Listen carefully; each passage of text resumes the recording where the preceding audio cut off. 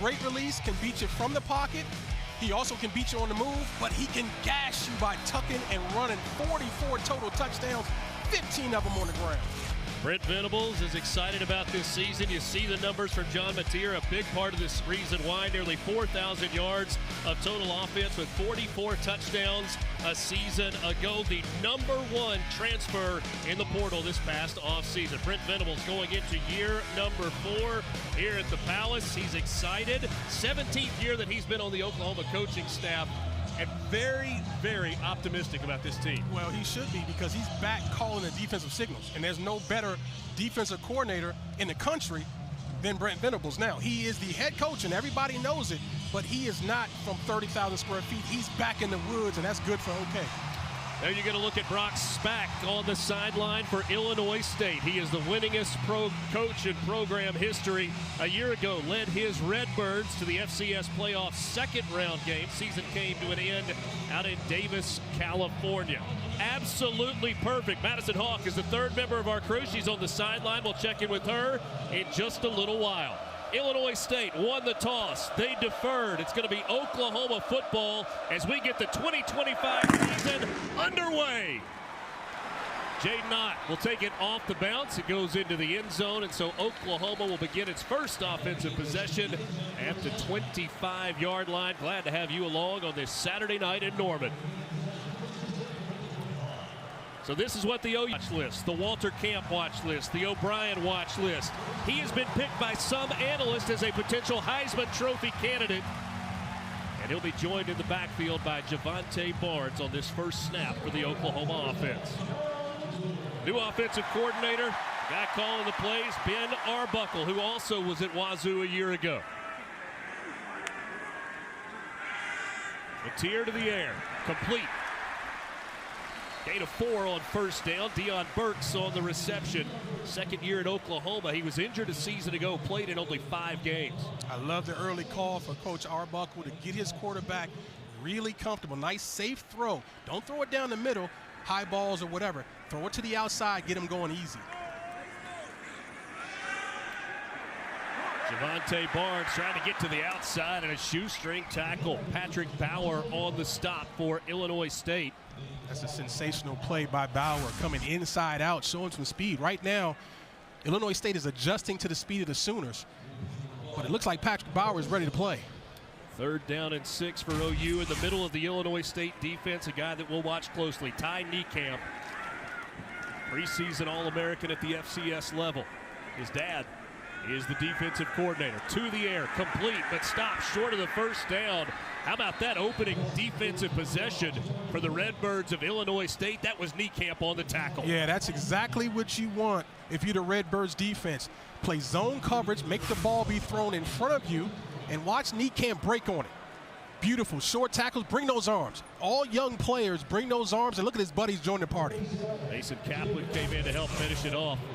Eddie Casper back to receive the punt for Illinois State.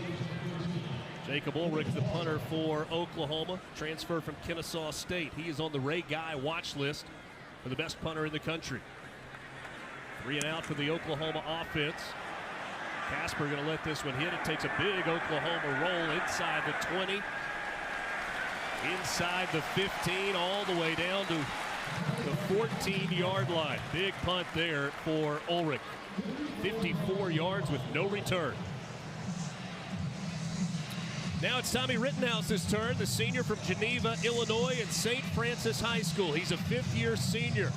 Redshirted his first year, had a broken collarbone. It was 2 years in where he realized he needed a mental reset, changed everything. The way he worked out, the way he studied, the way he practiced.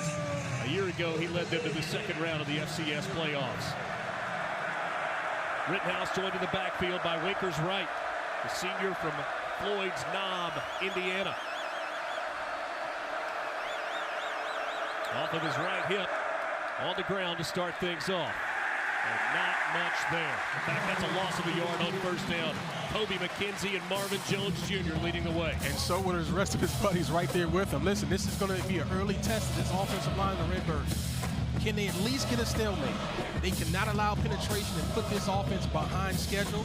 And also, the Redbirds usually go very fast. But Richard, they're going to slow it down today. They cannot unprotect their defense by going fast 3 and out and keep them exposed. A little bit of history for this OU defense. Cortland Guillory, the freshman from Houston, Texas, drew the start in this game. Just the second true freshman to ever start at quarterback for Oklahoma. This pass is complete out to the 15 for a gain of a couple. Javon Charles there to make the tackle. Great job by the Oklahoma defense, playing zone coverage. That's what you want in that situation. Drop in the zone. It's okay if you get the underneath throw, but come in and rally with short tackling. So both defenses get off to a great start. 3rd and long, you got to be very careful if you're Tommy Rittenhouse. Do not put this ball at risk in this area of the field. You try to get him on the move outside the pocket? I would, because this pass rush, they got 4 guys that can rush. They don't need to blitz. Talking about Oklahoma, they got 4 guys can beat one-on-ones. You got to protect this quarterback. Bottom of your screen on the end of the defensive line. Watch number 32, R. Mason Thomas, 10.5 career sacks. He had a breakout season a year ago. But flags before the snap and a delay of game on Illinois State. Before the snap, delay offense, 5-yard penalty, still 3rd down. Mark Curls leads this SEC officiating crew tonight, the referee in the white hat. This is a different atmosphere than the Redbirds are used to. This crowd is going to be a part of the game. Opened their season a year ago at Iowa. So they got the Big Ten treatment in Kinnick Stadium. They're getting the SEC treatment on this Saturday night in Norman, Oklahoma. 3rd and long on the ground. It's Winkers right, out across the 20 to the 25 to the 30. And that's enough for an Illinois State first down. Wow, great run. You know, Tony Peterson, the Redbird offensive coordinator, said, hey, we might run it when they think we're going to throw it. We're going to be smart with this football. And that's exactly what happened here. Oklahoma was in pass rush mode, opened up running lanes, and Winkers Wright can run the football. There's no question about it. Gain of 24 on the carry out to the 35-yard line. So the first down of this game belongs to the Redbirds. You see Wright, a 1,000-yard rusher a season ago, over 1,100 yards. And they go back to Winkers Wright. He tries to get to the left side. He's brought down by one of those big men along the defensive front, Jaden Jackson, the sophomore out of Indianapolis, Indiana. We talked about Wright going over 1,000 yards last year. He was the first back since 2019 to do so. Again, so he is a terrific back. Show me some vision here. 3 yards is good enough on first down. Just stay on schedule. Make sure you're not putting yourself behind the 8 ball. Now you can call anything you want at 2nd and 7, much better than 2nd and 13. Empty backfield this time for Tommy Rittenhouse. Ball's got to come out quick here. See Oklahoma stacked on the left side of that defensive line. Rittenhouse pressure, didn't see it coming, pass incomplete. That was Peyton Bowen who was coming down hard for that strong safety spot. So again, Tony Peterson told us we cannot hold the football. Tommy has got to see it and go. Watch him pat the football. So you can get away with this in the FCS with all due respect, but not against this front. See that pat right there? You got to let it go. Even if you throw it out of bounds, it's better than taking the hit. Bowen untouched coming from the outside. They disguise the blitz.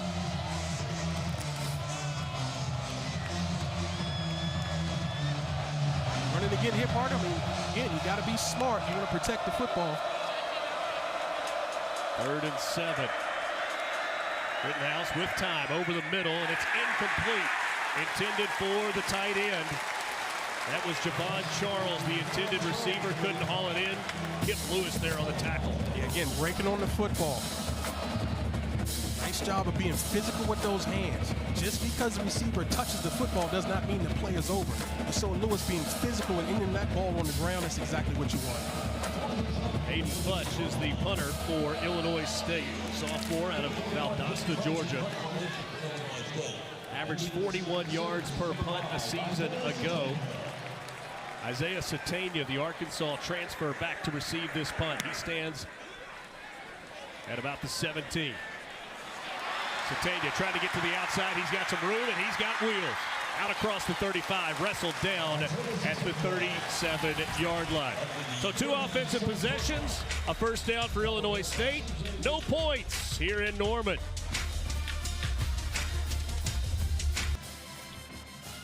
Scoreless in Norman. 160th consecutive sellout at Oklahoma Memorial Stadium. As promised, the 3rd member of our broadcast crew, here's Madison Hawk on the field. Richard, nowhere else in the world I'd rather be than right here, right now, and that's exactly how Oklahoma's new offensive coordinator, Ben Arbuckle, feels. Arbuckle has had a lot of success at each stop, but this stop finally feels like home for him and his wife, Lauren. They both grew up just 3 hours from Norman. He told me Lauren, his father-in-law, they're both diehard Sooners fans, so they had to have their first date here in Oklahoma. We're going to see him calling the plays on the sidelines as well. That first date was in 2012. It was an Oklahoma-Notre Dame game here in Norman. It was tied at 13 with 9 minutes to play. Notre Dame scored 17 unanswered. They won that ball game. So Oklahoma lost, but Ben Arbuckle won. No doubt. And they're going to put Match.com out of business with that. I'm telling you right now, fans, just come to OU game. You can find the love of your life. Well, he's been winning ever since as well on the field, and Brent Venables raves about his new offensive coordinator and his new quarterback. Mateer unloads one deep down the middle of the field, incomplete. He overshot his intended receiver, Isaiah Satania III. Well, see, this is the part of the game that OU fans want to see improvement. This offense last year only had 24 points a game, which was good for 97th in the nation. That's not good enough. That's not OU. And it was 15th in the SEC. They were 16th a year ago in the SEC in passing yards per game. Third down play for the Oklahoma offense, trying to avoid back-to-back 3-and-outs to start this game.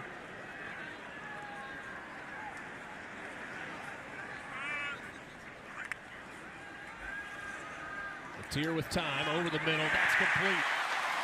On the catch is Jaren Kanak, and he fumbled it at the end. Kanak, a converted linebacker.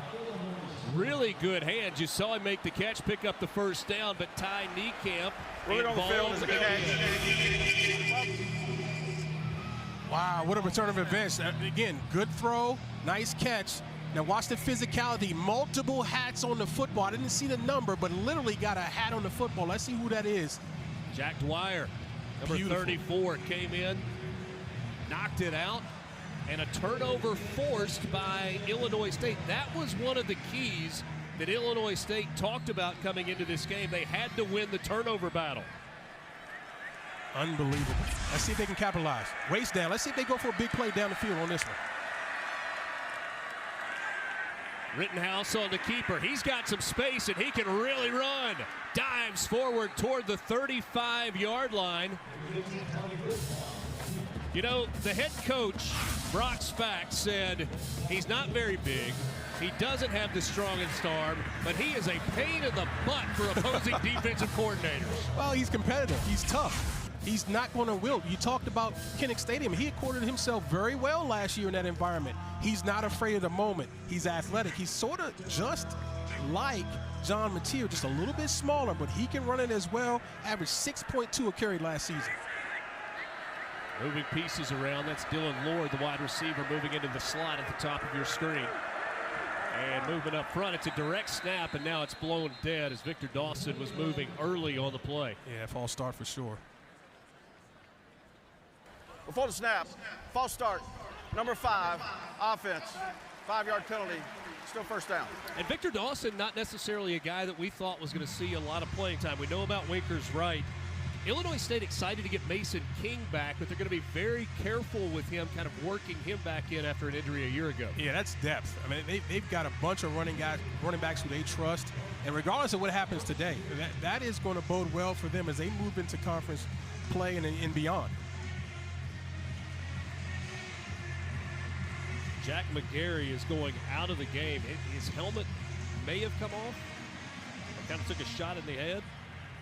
So McGarry goes out of the game. You got a new center coming into the game. That's Braden Jellison.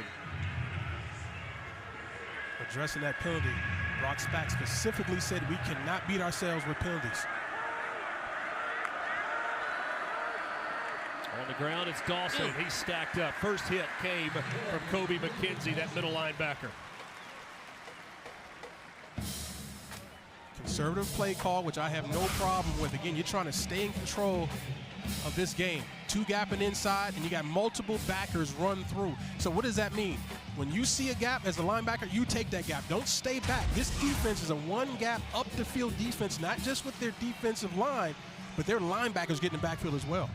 Jack McGarry, the center, does come back into the ball game. Victor Dawson stays in at tailback. At some point, I want to see a hard play action to get those guys moving, see if we can get them downfield. Rittenhouse quickly looking tunnel screen, and there was nothing there.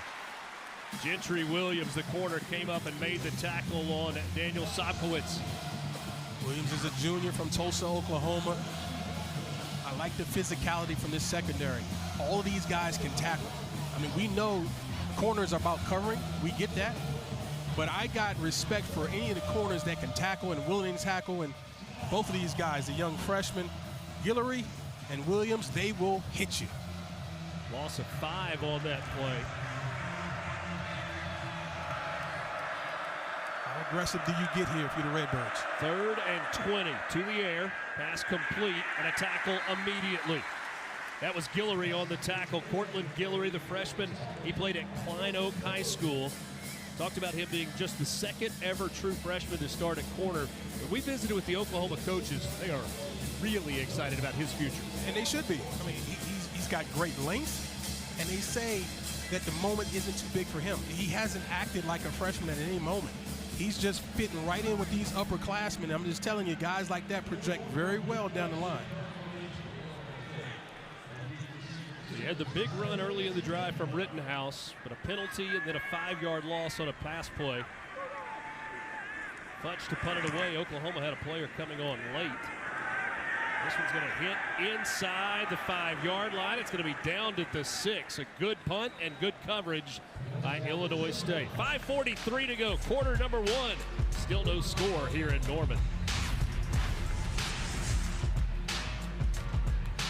You know I like Notre Dame. I love them. Yeah. I love putting on that leprechaun. Absolutely. I look great in the orange. Yeah.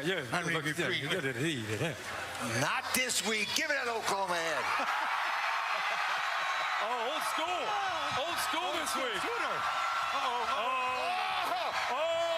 Come ready.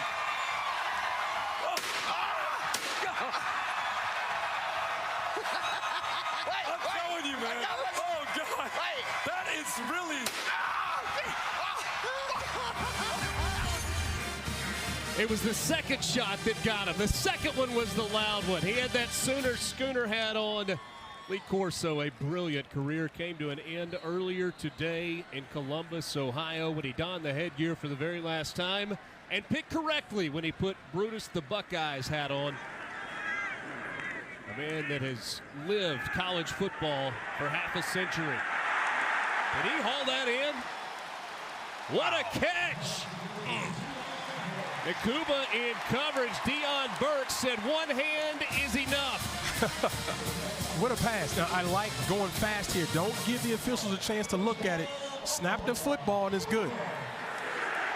Right back to the line. Mateer back to the air. This time it's Keontez Lewis on the catch. He's wrestled out of bounds at the 48. That's the first 2 first downs of the game for OU. Listen, the coverage is really good.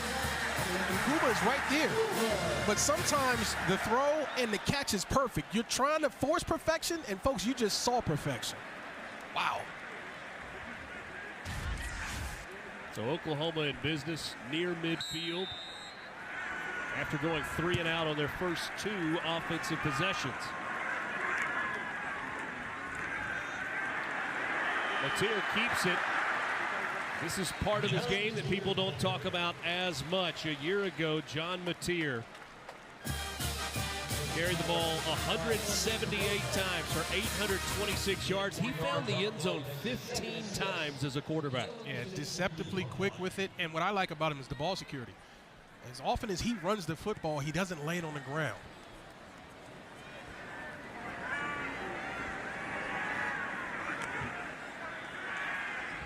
Mateer looking to throw, wasn't there. Plants his foot, now tries to get upfield. Scrambles his way down to the 42-yard line. Very close, should be enough for another first down. This is what we talked about in the open. He's a triple threat guy. He can throw it from the pocket, he can run the football, and he can also extend. This puts a lot of stress on the defense, and if all else fails, tuck it, make people miss, get upfield, positive yards. Man, he's a good football player.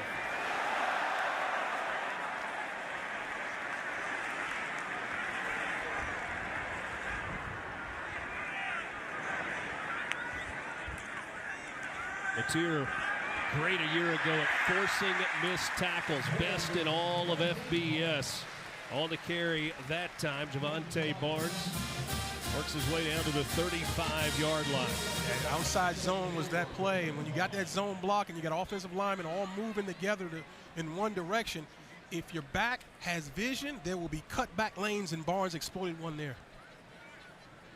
2nd and 4 coming up after a gain of 6 on the carry for the senior from Las Vegas, Javante Barnes. Now you've got Barnes and the freshman Tory Black in the game, pair of running backs. Across the middle in traffic, that's going to be short of the first down and is going to bring up 3rd down and short. Tioka, one of the things that Oklahoma talked to us about was leadership with John Mateer and how that developed quickly when he got on campus. Yeah, he's an outstanding leader. He was voted a captain, had only been there since January. Now think about that. His teammates voted him as a captain, only being there in a few months. And that's really hard to do, but it speaks to the type of man he is. He understands that football is a people business. And he came in and got with his people. Now he's a captain. 3rd down and a couple. On the ground across the 30. That's enough for a first down. John Mateer wasn't sure where to go when they started drills. Madison Hawks, his teammates told him where to go.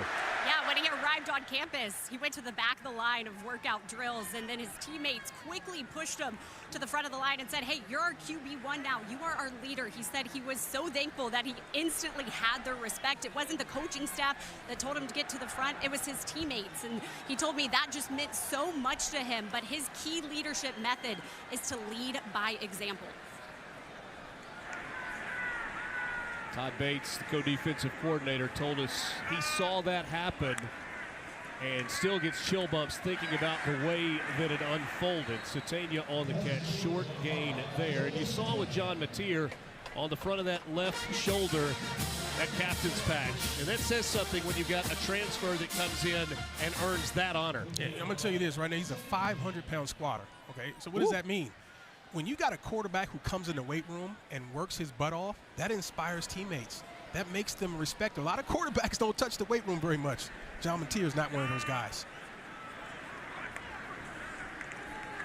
Play action. Mateer over the middle, wide open. That's caught inside the 5, down to the 2-yard line. Jacob Jordan, the sophomore from Southlake, Texas. Carroll High School, the powerhouse.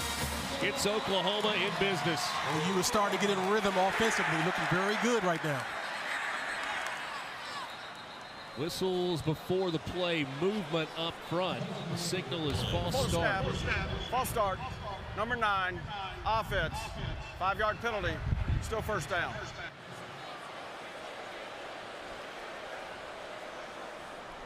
Richard, watch the eyes and the shoulders. Well, we're not going to see the quarterback here. That really good seam route, though, and it opened up late. Good ball over the middle.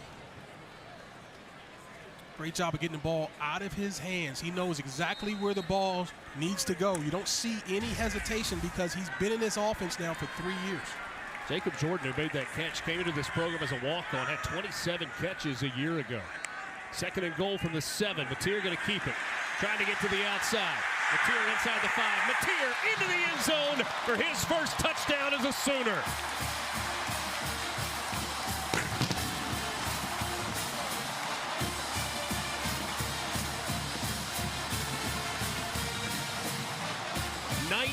Career rushing touchdown for John Mateer. He's showing everything in his bag, folks. He's thrown it from the pocket. He's gotten rid of the ball quick. He's thrown on the move. And now you run a design quarterback sweep. That ball was supposed to hit inside. How about the vision to bounce outside with quickness and physicality at the goal line? Tate Sandell on for the extra point. It is good, and Oklahoma leads it 7-0. Inside a minute to go in quarter number 1. Took a while to get points on the board, but finally Sooner fans something to cheer about. He's a triple threat, folks. He can do it all. Tucking the football, ball security, and look at the speed to the corner. Finishing through a tackle, 7-0 OU.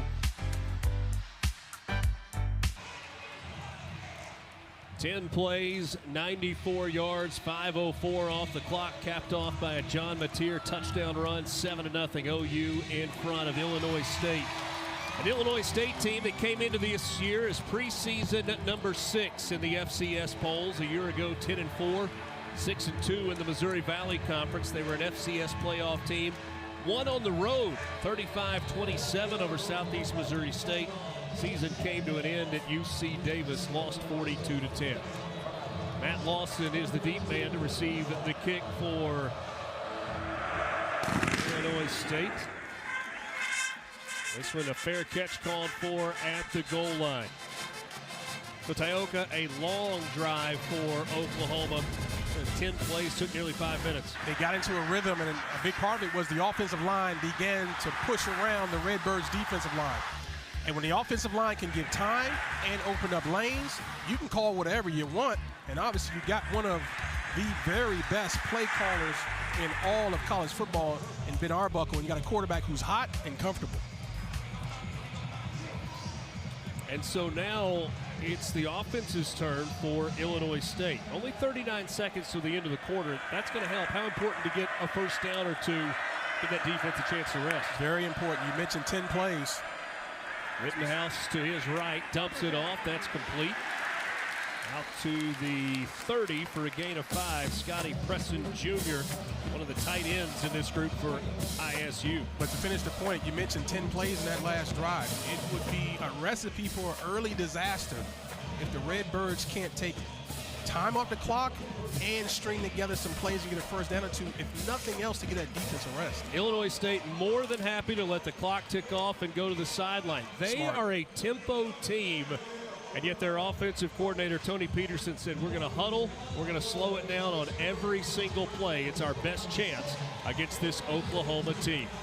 15 minutes in the books, the season opener from Gaylord Family, Oklahoma Memorial Stadium. 7-0 in front of a sellout crowd in Norman. Sooners in front. In Norman, Oklahoma, Sooners in front of the Redbirds of Illinois State, 7-0. You see Brock Spack there on the sideline for the Redbirds, winningest coach in school history, now his 17th season. 6th in both of the FCS preseason polls. Picked to finish 4th in the Missouri Valley, a conference that Brock Spack and many others say is the SEC of the FCS. This is Winkers right on the carry, and that's enough for a first down. Very impressive work from that offensive line. They're in 11 personnel, 1 tight end, 1 back, 3 wide receivers, spreading the defense out, which is what they like to do, and then find running lanes up inside. But that takes execution from the offensive line, and that was a beautiful job there. 6 times under Brock Spack, Illinois State has gone to the FCS playoffs. Started his career as a defensive backs coach at Purdue, went to Wyoming for a couple of years as defensive coordinator, came back to Purdue under Joe Tiller, was there until 2008. And in 2009 began this run as head coach of the Redbirds. A smart slide there by Rittenhouse. And that's one of the areas that they want him to be careful. So you don't have anything to prove. We need you on the field. Yeah, no hero ball. It's unnecessary. Get what you can get and get down. They talked about that. This is the evolution of a quarterback with the amount of experience he has. He's adding that piece to the game. We know you're tough. We know you can run. Just be smart for the team.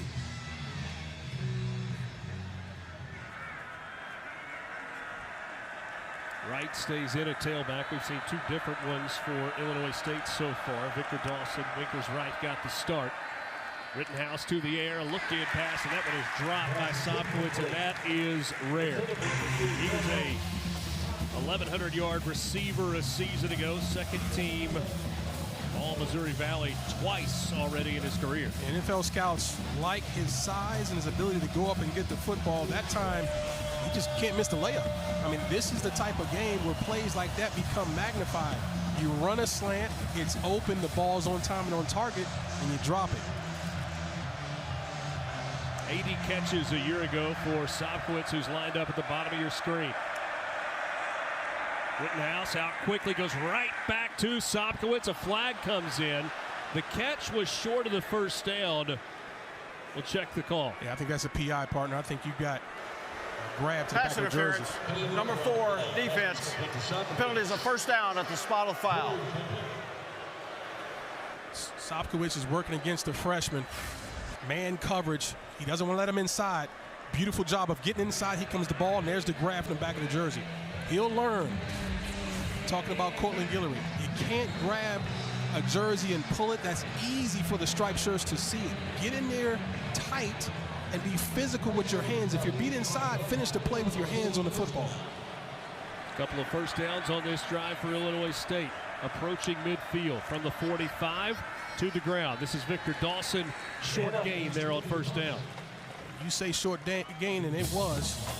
That's because it was excellent reaction by number 10, Kip Lewis. So Victor Dawson again, another one of these backs. They're rolling in, keeping them fresh. That's very smart. Play a lot of guys early. A lot of times these FCS teams tend to wear down against the pressure of the FBS. If you've got multiple people that you trust, you need to play them and play them early. Kip Lewis earned the nickname Pick Lewis a year ago. 2 pick-6 return for touchdown. 1 against Auburn, 1 against Alabama. Rittenhouse pocket breaks down, trying to get away and throw it away. And wow, that ball was incomplete. Had a Illinois State receiver that just flashed at the end, Javon Charles, and looked like he might have caught it. Rittenhouse a good job though to avoid the sack. Right. I mean, it's a nice job and a little dangerous to be thrown it that late. Here comes the blitz. Cross blitz, which they like to do. And what, man, just how about running over the back and creating havoc? That's a nice job by Kobe McKenzie. Sometimes you want to make a guy look silly with a quick move, and other times you just run him flat over. That's exactly what McKenzie did, collapse in the pocket. See the deliberate pace by Illinois State. Play clock down at 5, and perhaps a timeout taken. Or will be taken. They reset the play clock. Beg your pardon. 3rd and 9.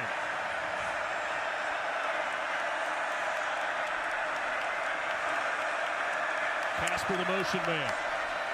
Rittenhouse over the middle. This one through the hands of Sopkowicz. Guillory in coverage.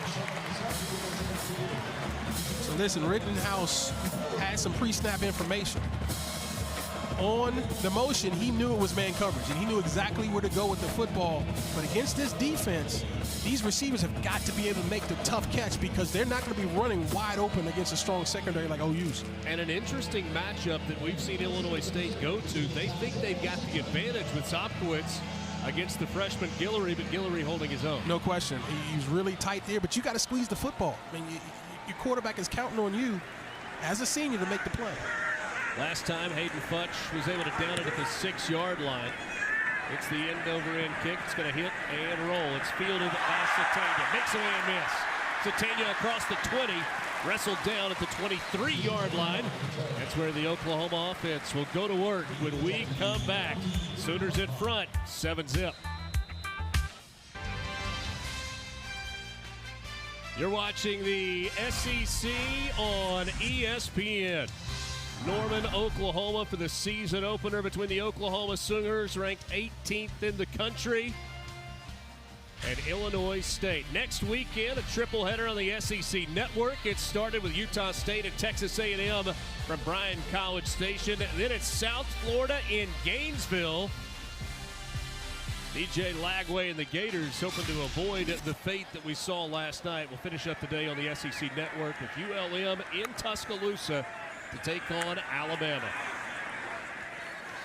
30 of the 8 games involving SEC teams next weekend.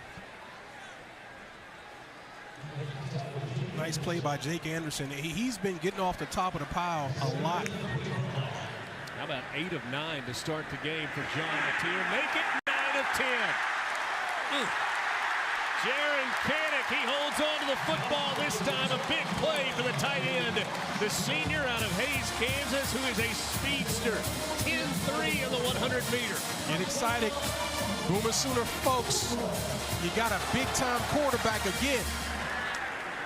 73 yards on the pitch and catch. This one hopper. And he skips one after I give him that love, right? This is the easy throw, but makes the hard one. That's a beautiful ball. And lead them to grass. Don't lead me to defenders, lead me to grass. We talked about it. He can do it from the pocket, he can do it on the move, and he can run the football. Whatever you want, he's got it. By the way, I'm not a math major. I don't think the 73 yards is right. That's okay. It was a big play. Knocking on the door of the red zone. Back to the air.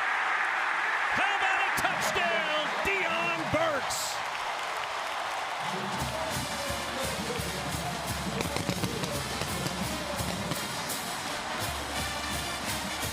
(13-0) Oklahoma in front. We talked about the play count continuing to mount, and what I'm starting to see are some heavy legs from the Redbirds defense. Easy in cut, no defender to be found. That's just like 7-on-7 in practice for John Mateer. He's just not going to miss that.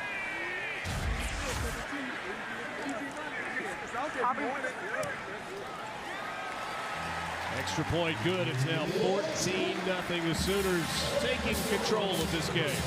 He was excellent last year at WashU. Now he's got better people around him. His career is ascending, folks. 14-0 Sooners.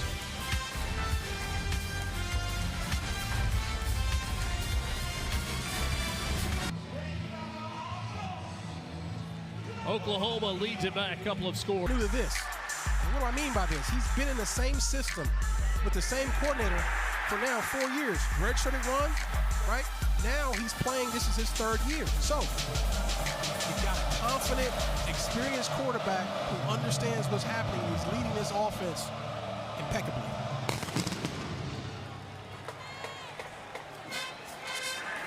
From the 6. Not going to get to the 20. Ball came out, it's scooped up.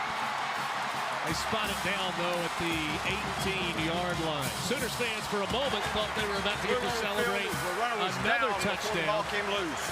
Reggie Powers, the 3rd, scooped it up and took it to the house, but a dead ball.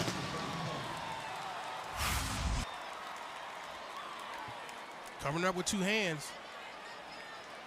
And there's he down there. Forearm down, elbow down, plays down. Let's go downstairs and check in with Madison Hawks for more on Ben Arbuckle. Yeah, that offensive scoring drive was sparked by Ben Arbuckle at the timeout before, just motivating his team, telling them to fight. Arbuckle told me that direct communication is why he wants to be on the sidelines coaching and not up in the coaching booth. The eye contact he can have with his players, reading if they're too high or too low, Arbuckle says is key to getting this offense working early. Winkers right on the carry, made the first man miss and turned that into a 9-yard run on first down. 1,123 yards last year, 5.2 a carry, 11 touchdowns. I'm not surprised. He runs with vision, 6'1", 205, a little more powerful than his numbers show. But I like the vision and ability to cut back to open grass. One of the players on this Illinois State team that had the opportunity to make a move to a Power 4 program decided that he wanted to stay put and finish what he had started going into his senior year. Well, that says a lot about the culture they have with the Redbirds.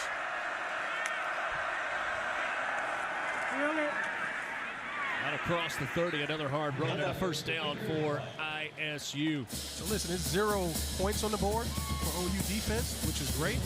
But I'm just telling you right now, Brett Venables is not going to be happy with how these backs are falling forward. Big-time defensive players, they knock the ball back. We've got Winker, Wrights, and other falling forward for extra yards, and that's not good. Fresh set of downs from the 32 for Illinois State. Feels like a pretty important drive for the Redbirds. They've had some success offensively, but no points to show for it. Rittenhouse, quick throw to the sideline. Dylan Lord on the catch.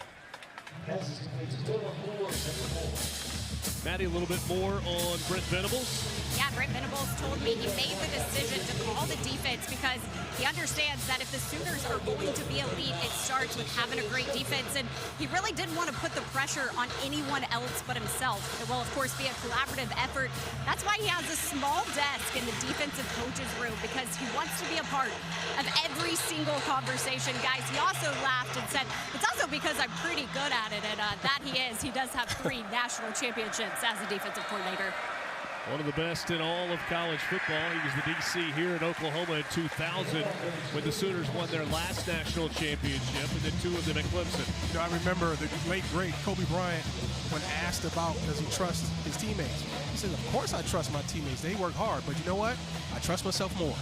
And I think that's what's going on here. He knows the best coordinator in college football is in the coach's room, so why not give his players every bit of that?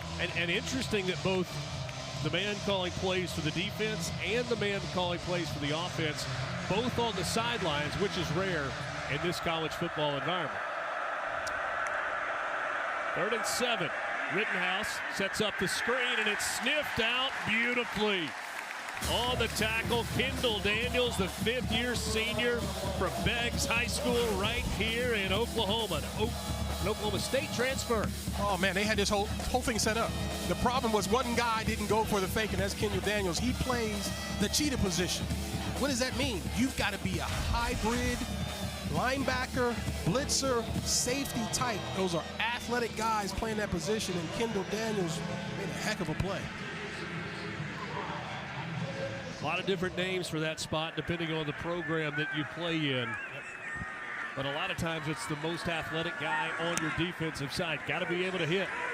And Daniels hit big. Satania from the 15. He's got some room. Satania to the outside. Flags come in. Satania across midfield. Knifes his way down to the 20-yard line, but I'm afraid that this one is coming back. Yeah, Satania's going to be upset about that. That's unfortunate. That may be the hold or clip sprung him, but man, that was a beautiful return. He broke some tackles and showed some speed there, but all for naught. Sometimes it's that hold that's during the return.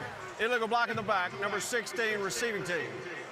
10-yard penalty from the spot of foul, 1st down.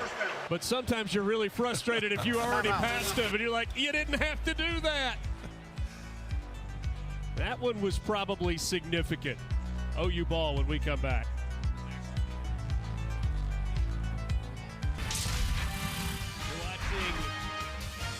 It's the SEC on ESPN.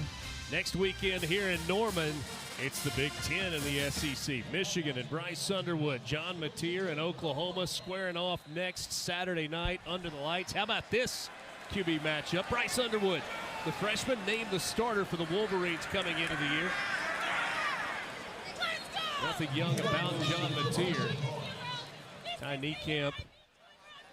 You see Underwood, the #1 overall prospect, longtime commitment to LSU. A very publicized change of mind to go to Michigan. Big Money Bryce is what I call him. Big Money Bryce feels like a pretty good nickname. And he'll be on a big stage next Saturday night. The day will begin with College Game Day here in Norman. That time they emptied the backfield. And 9 times out of 10, when they do, the ball's got to come out quick. So the D-line should get their hands up and get their hands in the throwing lanes. But when executed perfectly, there's going to be room. They're going to play off coverage against these guys because of the speed of OU. 8 of 16 there for Satania. Another complete pass. Mateer 8 of 4 on 1st down. Deontez Lewis, a couple of catches so far. So they're showing Michigan a little bit different look now. Now it's a ball-controlled passing attack. And Mateer is good at all of it. He can go deep, he can run it and all of that. Now you're seeing get the ball out of your hands, be efficient with timing. 2nd and 6 for OU. Mateer goes to the safety valve, far sideline. That's Burks again. He's pushed out of bounds short of the 1st down. Going to bring up a 3rd and short. Oklahoma has scored on its last 2 offensive possessions after a pair of 3 and outs to start the game. As soon as they're trying to go with tempo here, this is a big play now. if you're the Redbirds. You want to get off the field defensively. That should be enough for a first down. The carry that time by Javante Barnes got it across the 45. They're actually going to spot him just shy of the first down marker. Wouldn't shock me at all if they go here. This is just something else to work on and show a defense, something else to prepare next week if you're Michigan. But also, you're trying to win this football game, too. And in this area in the field, why not go for it? Brock Spack told us that this is the deepest defensive line he's had in his 16 years, this into his 17th season. And that defensive line make a play here on 4th and less than a yard. They make a play, but it looked like enough for the first down. Yeah, they got it. It was close. The Redbirds jumped into a bear front. Watch all the linemen covered by defensive line. Everybody's got one gap. The problem is they're not getting any push. More stalemated by the offensive line, and that favors the offense. You want to get penetration in that situation, knock them back, reestablish the line of scrimmage. You just couldn't do it right there. Needed to get the ball to the 41-yard line. The football rests, or excuse me, the 46 rests just across the 46. Fresh set of downs for the Sooners. To the outside, this is Torrey Blaylock. Had a really good camp leading into the season. The freshman from Humble, Texas. He was a state sprint relay champion in the state of Texas. And usually track guys aren't very tough. I'm just being honest. Watch him finish this run. That's toughness. That's why you can play big-time SEC football at the running back position, even though you're a track guy, because you're willing to lower your pads and hurt people. I'm not sure Dad would have allowed him not to be tough. His father, Derek, a 7-year NFL veteran at the running back position. Look at Burks go. A first down for Oklahoma, close to the 30-yard line. I like the idea of establishing a running game because you know what Mateer can do. But showing different looks of getting the football in a rushing situation makes it so hard. If you are multiple in offense in terms of formations, but you can run it and throw it with great efficiency, defensively, there is nothing you can hang your hat on. And I want to see the Sooners continue to establish this offensive line and run the football. Satania goes in motion. Sets up at the top of your screen.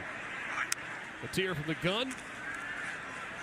Steps up in the pocket, nowhere to go. He is brought down on the play by Mason Kaplan, the senior from Peachtree Corners, Georgia. Great coverage in the secondary. Mateer wants to get rid of this football.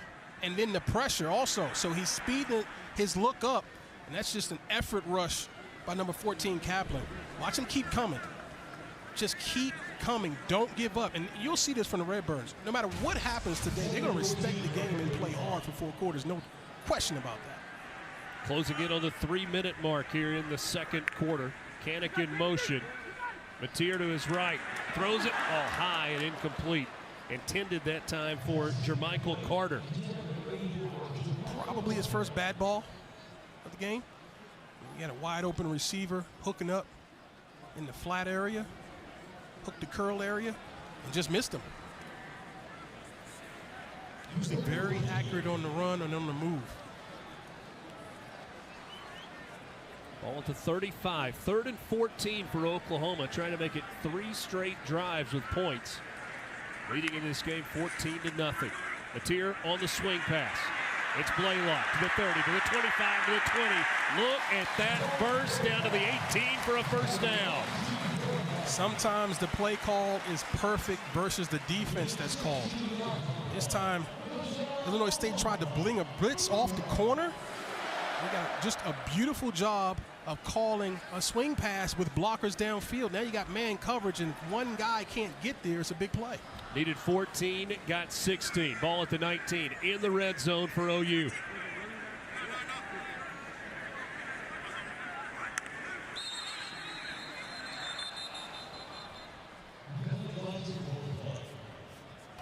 Before the snap, false start, number 71 and 78, offense. 5-yard penalty, still first down. Back to that swing pass. Timing is everything in life and in football. I guess obviously Ben Arbuckle felt the blitz was coming, and look at the blocking downfield. You can't play wide receiver for OU if you're not willing to block. They got a bunch of guys who will stick their nose in.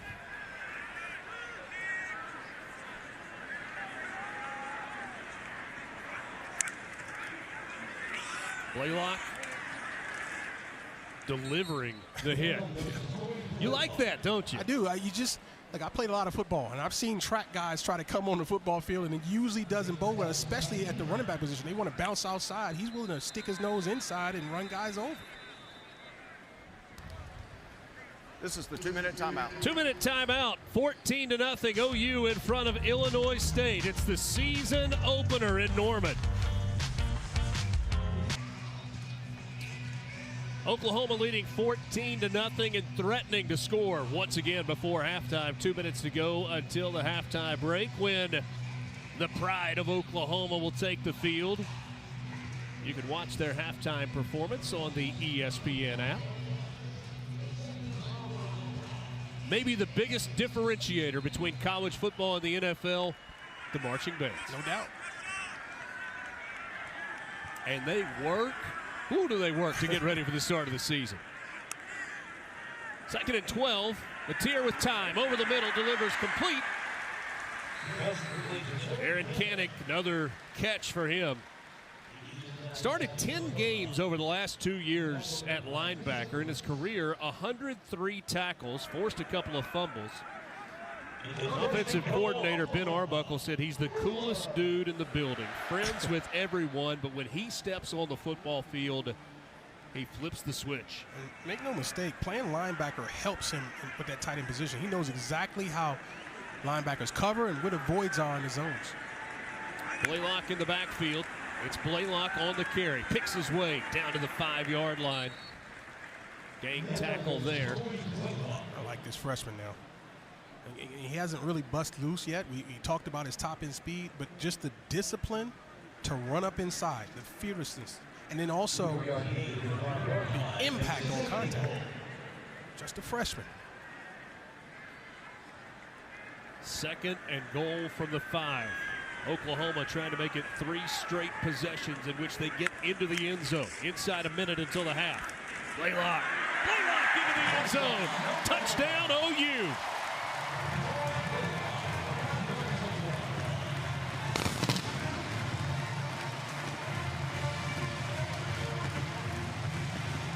Fireworks at the Palace. It's now 20-0. And how about the arrival of the freshman running back, Tory Blaylock? We talked about his willingness to run hard, but that time he showed me he's running hard up inside with his eyes open. Did you see that subtle cutback to find the hole and finish behind his pads? Man, I'm just enjoying it. We're witnesses right now. This kid's a teenager.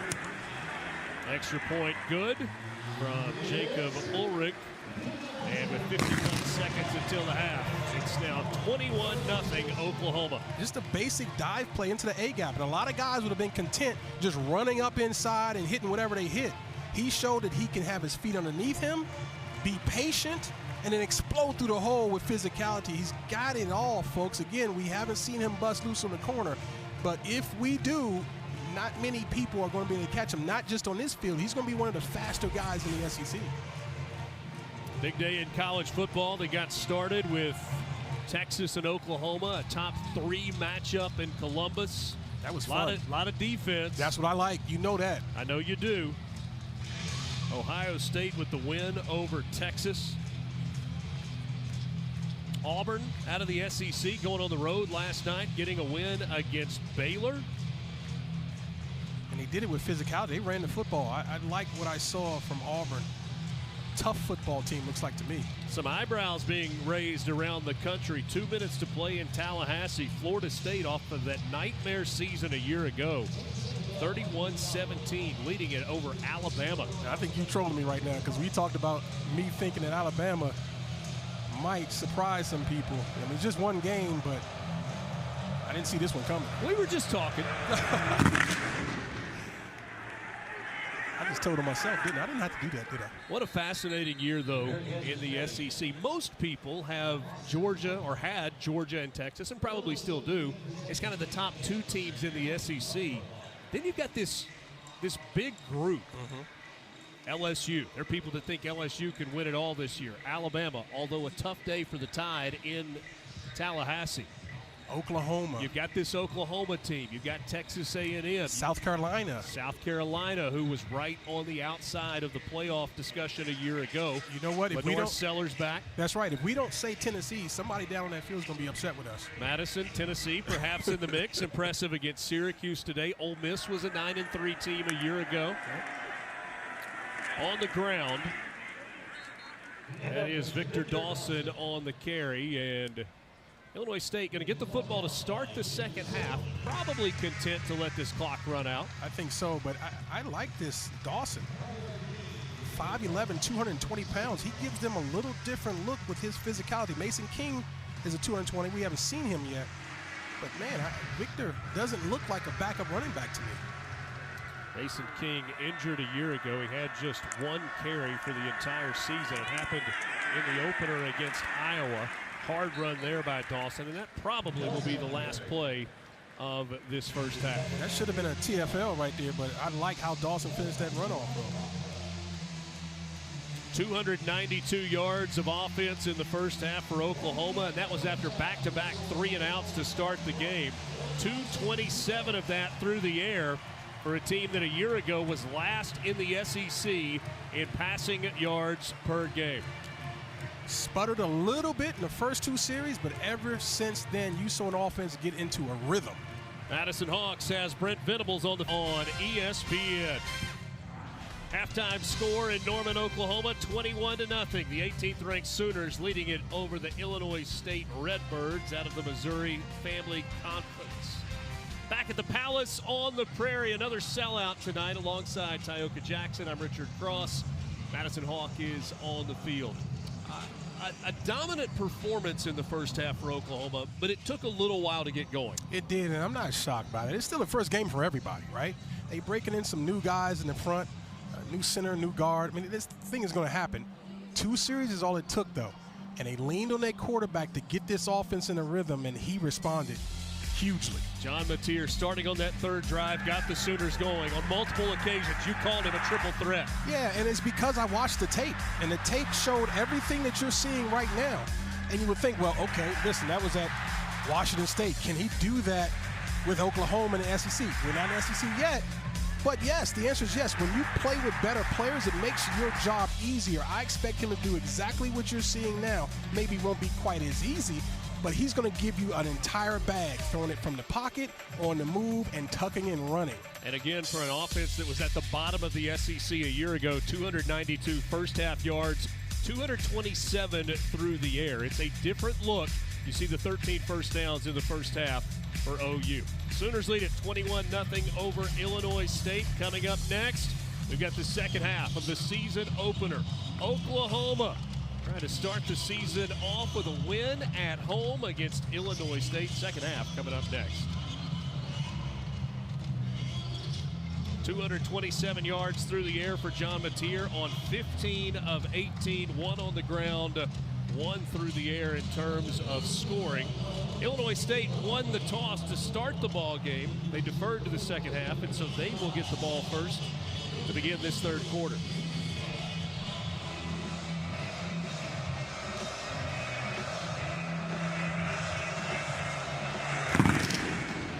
Second half underway. Matt Lawson from the 3, he called from a fair catch, so Illinois State will start at the 25-yard line. At the half, Brock Spack visited with Madison Hawk.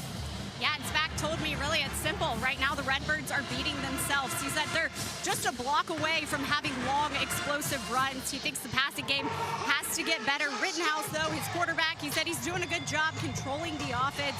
Defensively, though, he said they have to tackle better, especially in the secondary. Take better angles and be more explosive at the line of scrimmage. Tyoka was one of your keys to the game. The Redbirds have to win the line of scrimmage, and that's exactly what Brock Spack just told me at the half. Yeah, and this is tough. I mean, they've got, talking about Oklahoma, one of the best defensive lines in the conference. They're deep, they're athletic, and they're very aggressive. The passing game has been virtually non-existent for Illinois State.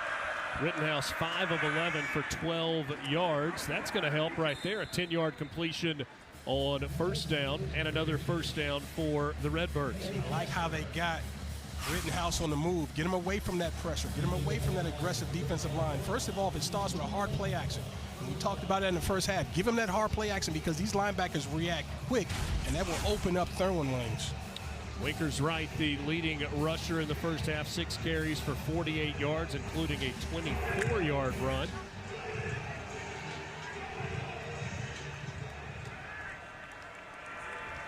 Rittenhouse, the senior from Geneva, Illinois. 5th-year senior, 2nd year as the full-time starter.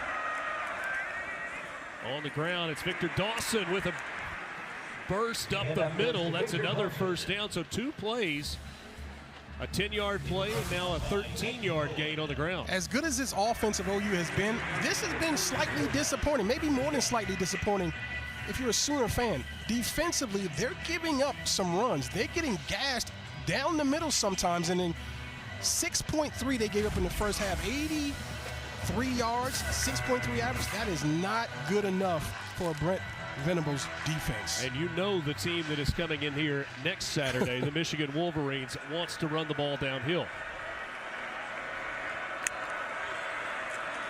Play action this time. Rittenhouse in trouble. He throws it away.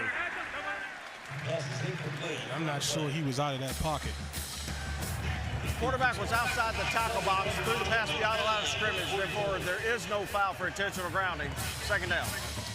Pressure that time by Taylor Wine, the defensive end for Oklahoma. And let's see if he gets outside of that tackle box. And he did. Yeah, and it was close, but he barely got out of it, and he took a shot. Now, here's the toughness of this guy, though. Mark Curls reminded you of those 2 elements. Rittenhouse still hurting. Yeah, and they love this quarterback, his toughness. For him to be on one knee, and there's some real pain going on because you just don't see it.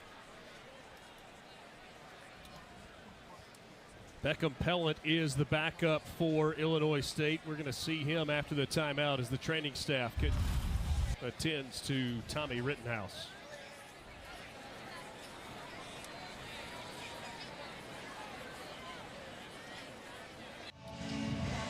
Tommy Rittenhouse able to get rid of the football, but he took a shot from Taylor Wine. Watch that right elbow, that throwing arm. It's going to hit the ground first, and that's smarts.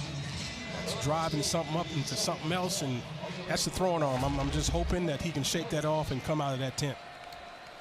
Right arm was a little limp as he was jogging off the field. He was trying to kind of rotate his arm. Coming out throwing and complete on first down. That's Beckham Pellant, the backup redshirt freshman from Chandler, Arizona, Hamilton High School. Played sparingly a year ago. He's 2 of 2 throwing the football. Redshirt freshman threw that with some confidence. He did. And speaking of confidence, how about the call to have him come off the bench? Slinging it by Tony Peterson. 3rd down and 8 coming up here. Beckham Pellant, a legacy at Illinois State. His grandfather, Bob Hawkins, played football for the Redbirds. Victor Dawson in the backfield. 5 rushes coming. Crashing down and making the tackle, Owen Heineke, the Will linebacker. Had just 7 tackles a year ago, but the redshirt junior, he was in the right spot there, the transfer from Ohio State. Yeah, and again, watch him play downhill. He's not going to sit and wait. That's the way they teach it here. You see space, you go get space. Eat it up, eat up the ball carrier while you're at it, and trample that run on the way to the quarterback. Isaiah Satania III, standing back around the 10-yard line, waiting on the punt from Hayden Futch. Satania has been close a couple of times to breaking one. This is a spiral. It's going to be fielded at the 12 with no return. Good coverage down the field. So Oklahoma with their first possession of the second half coming up. We'll get our first second half look at John Mateer. And first half about as good as you could draw it up. 15 of 18, 227 yards and a touchdown and a rushing touchdown. And of those 3 incompletions, I only recall 1 bad ball. 1 flat-out miss. So, I mean, he's red hot.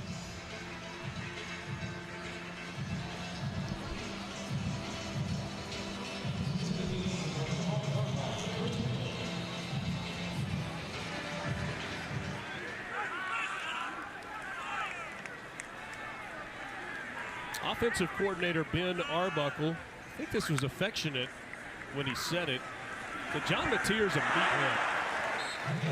He said he's a football player first, a quarterback second. It's almost like he's a linebacker that throws it and runs it well. Yeah, that was a compliment. It was. when you call me a meathead, I get a little upset. But for a quarterback, that's a compliment. He is a regular guy. He's one of the guys. This is Blaylock. Flags come in. The carry was enough for a first down, but we'll have to check the marker. How about the freshman starting the second half? Why not? I mean, they got to be loving the way he's running. I'm so impressed with it. Holding, number 12, offense. 10-yard penalty for the spot of the foul. Replay second down. That's Jared Canick calling for the hold. Blaylock, the freshman out of Humble, Texas. Atascosa High School. He's shown us a little bit of different things in his bag as well. He's caught the football. We've seen him run up inside with toughness. We've seen him cut it back on zone reads. We've seen him run with his eyes open, make people miss in the hole. He's got it all.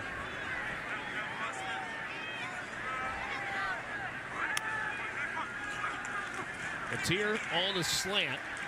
Caught at the 15. Couple of tackles broken by Deion Burks, and he's finally going to be corralled and dropped at the 15-yard line, and that will bring up third down. This is what Coach Brock Spack was talking about. He wanted to tackle better. And that's easier said than done when you got receivers who refuse to go down. He's fighting for every yard. But now what I will say is the Redbirds continue to fight. You see multiple hats on the ball, not just one tackler. 3rd and 7 coming up. You remember, to start the game on the first two offensive possessions, Illinois State's defense was able to force 3 and outs, trying to do so to start the second half as well. Mateer flushed. And he's being brought down around the knees as he let that one go. Patrick Bauer with the pressure, and indeed the Redbird defense does force a 3 and out. That's how you come out of the locker room for the second half. They showed pressure, backed out of it, was able to win one-on-ones up front. Linebackers backed out. Here comes late pressure, and now keeping contained. A lot of times, Mateer can turn that corner and wreak havoc running down the football, but that was just excellent effort by Patrick Bauer to not let him get to the corner and force an errant throw. Eddie Casper back to return the punt. By the way, for all the good people at Humble, Texas, I know I mispronounced that high school, but I'm not even going to try it again. You have my apologies. Casper with some room. Short punt. The return is across midfield, and so Illinois State will begin their second possession of the third quarter in plus territory, trailing 21-0.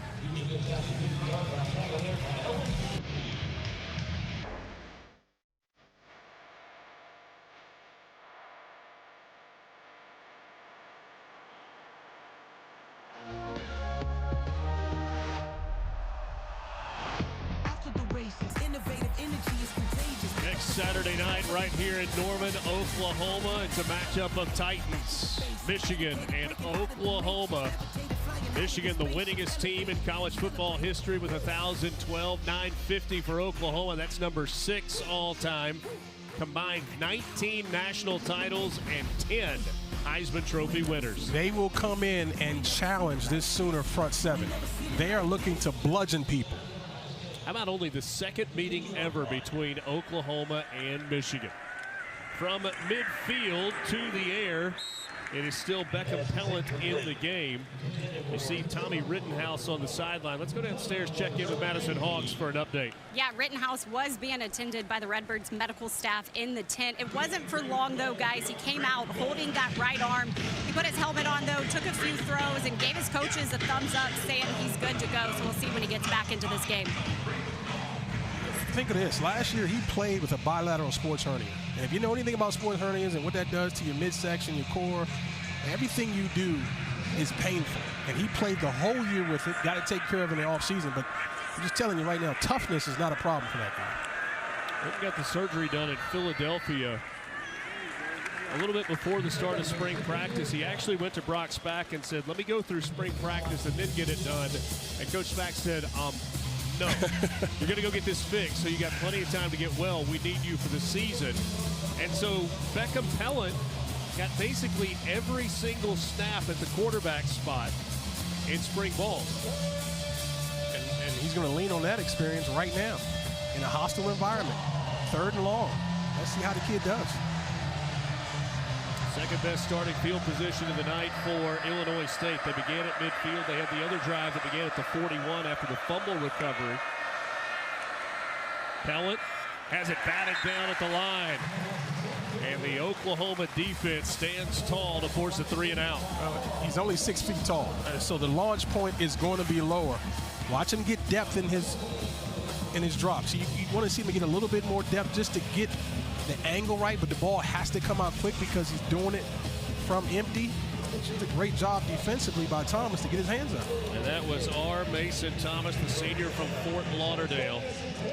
Had 9 sacks and 12.5 tackles for loss a year ago. A couple of fumble recoveries, including one for a touchdown against LSU last year. This punt's going to hit at the 10. Rolls inside the 5, and it's going to come to a stop there. Wish I could get a gap wedge to do that. He just keeps on rolling and rolling. More times than not. So this Oklahoma possession will begin at the 4. Night slate of games is underway now, including a massive matchup in the Battle of Death Valleys. LSU on the road against Clemson. A lot of folks really like this Clemson team out of the ACC. Some predictions of them perhaps winning it all this year. Oh, Dabo finally dipped into the portal. A little bit. Just a dabble. By Dabo. You see what I did there? I see what you did there. Once again, it's Blaylock in the backfield, and I think we probably shouldn't be surprised. Sometimes when you talk to coaches, you've got to read between the lines a little bit. This Oklahoma coaching staff raved about the camp that Torrey Blaylock had leading into this season. And they let us know that he was ready to go. Jack Dwyer and LaShavian Brown combining on the tackle, and an Illinois State player is down. That's Ty Niekamp. And that is not good news for Illinois State. You have an injury to your quarterback, and now Niekamp down, and now Blaylock going off the field and being helped by trainers as well. Both of those guys are going to be counted on for both of these teams, so that's unfortunate to see that happening. With the timeout on the field, we'll take one as well. Oklahoma in front, 21-0. Couple of injuries on this play. First, you got Ty Niekamp. See there on the left side of your screen, he knifes in, and it's like a little friendly fire at the end of that. And then Blaylock was helped off the field into the injury tent as Javante Barnes is back in running the football for Oklahoma. You see Niekamp there. Great story. Ty Niekamp, 112 tackles a year ago, 11 for loss. 12 passes defended. He is the son of the defensive coordinator, Travis Niekamp. You get a look at him there in the box. Great visit with Travis earlier this week, and he said, you know, this is the time of the year where I'm coach, not dad. Xavier Robinson into the game for the first time tonight for Oklahoma. He is the tailback as Mateer looks to throw. He throws, and that pass is intercepted. Shadwell Nakuba II, the transfer from Louisiana, stepped in on a throw that was a little bit behind the intended receiver. And you wonder if that was on purpose to lead him away from the defender. You got to ask yourself, did the receiver drift away? Watch him turn. And see, he's leading him away from number 0 because he knew that he'd be able to make a play on the ball. That's Jamarcus Smith coming from the inside and just led him a little too far. This is Coach Niekamp, stoic in his reaction in the booth, but a turnover and the best field position of the night for Illinois State. How about the catch by the defender, though? Outside his body, had to lay out. So Pellant stays in the game at quarterback for the Redbirds. Victor Dawson is the back. From inside the 25, they give it to Dawson, and there's just no room. Owen Heineke on the tackle. We talked about What will Illinois State do when they have opportunities like this? When they come up with some kind of trick play, something to try to catch OU sleeping or maybe lacking some eye discipline. This might be a good opportunity right now. You're in field goal range. Let's see if they come up with something tricky. The interception, really the first blemish on the stat sheet tonight for John Mateer. 2nd and 9. Pellet. And he's going to lose yards, maybe get back to the line of scrimmage. Tough situation for the redshirt freshman. As you see, not quite the athlete that Mateer is. I like the idea of his first read not being there. He doesn't hold the football like so many quarterbacks does. He puts his head down, finds it, and gets as much as he can get and avoid the catastrophe. 3rd down and 10. Lost a yard on the play. Just 1 3rd down conversion tonight for the Redbirds. That's where you like to see the freshmen be smart and understand we got to protect the football because you can get 3. Pellet flips it to the outside. That's Dawson on the catch and run. Omasigo shoved him out of bounds at the 15-yard line. So that's 4 yards short. 4th down and 4 coming up. And the field goal unit comes on to the team, led by the kicker, Matt Maldonado. I like the play call by Tony Peterson because you're trying to avoid the catastrophe. You're not trying to kill the confidence of your offensive ball club. Simple play, get as many yards as you can, and let's see if we can get 3 on the board. Maldonado at Murray State for the last 3 seasons. This a 33-yard try. It's a low knuckleball, but it is through the uprights, and Illinois State is on the board. It's now 21-3 with 6:26 remaining in the 3rd quarter, so points off the turnover. Yeah, and that's good complementary football. Like you said, the points off the turnovers. You make a play defensively. The number one thing you have to do on offense is change the scoreboard. Obviously, they want the big number, but they'll take 3. John Mateer, the latest in a line of significant transfer quarterbacks at Oklahoma. You can go back to the 2000 National Championship team. Josh Heupel made the move in from Snow College. Baker Mayfield was at Texas Tech, won a Heisman. Kyler Murray, Texas A&M, won a Heisman. Jalen Hurts, Alabama, finished 2nd in the Heisman voting. He just happened to be playing in maybe the most prolific season for a quarterback in college football history when Joe Burrow and LSU went undefeated and won the national championship. Yeah, but he got the big ring before Joe, so I'm sure he's getting over it, right? Super Bowl champion quarterback Jalen Hurts. What a great story. Hurts losing that job to Tua Tagovailoa at Alabama, stayed on, ultimate teammate, came back to the SEC championship game. It was huge. Waited until the offseason, transferred in, and boy, he was big here in Oklahoma as well. How about that run of quarterbacks? Most programs would like to have just 1 or 2 of those guys. I mean, those are legendary players. And you didn't even see in that graphic the other Heisman Trophy winning quarterback, Jason White, back in 2003. Yeah. It was so impressive going over to their locker room and seeing all those Heisman trophies lined up.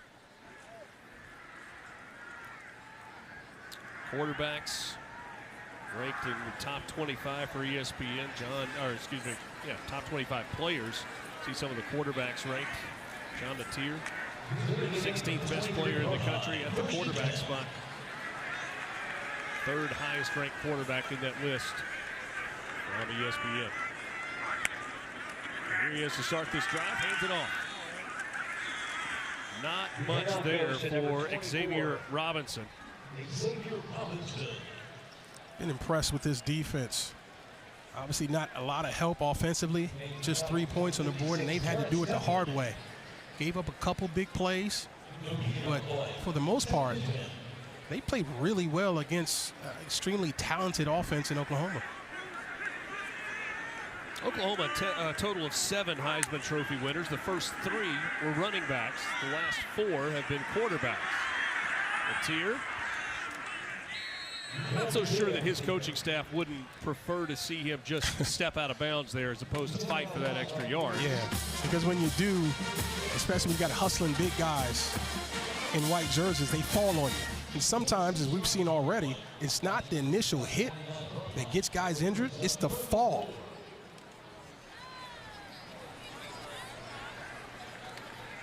How about how hard the Redbirds are playing, though? Very impressive.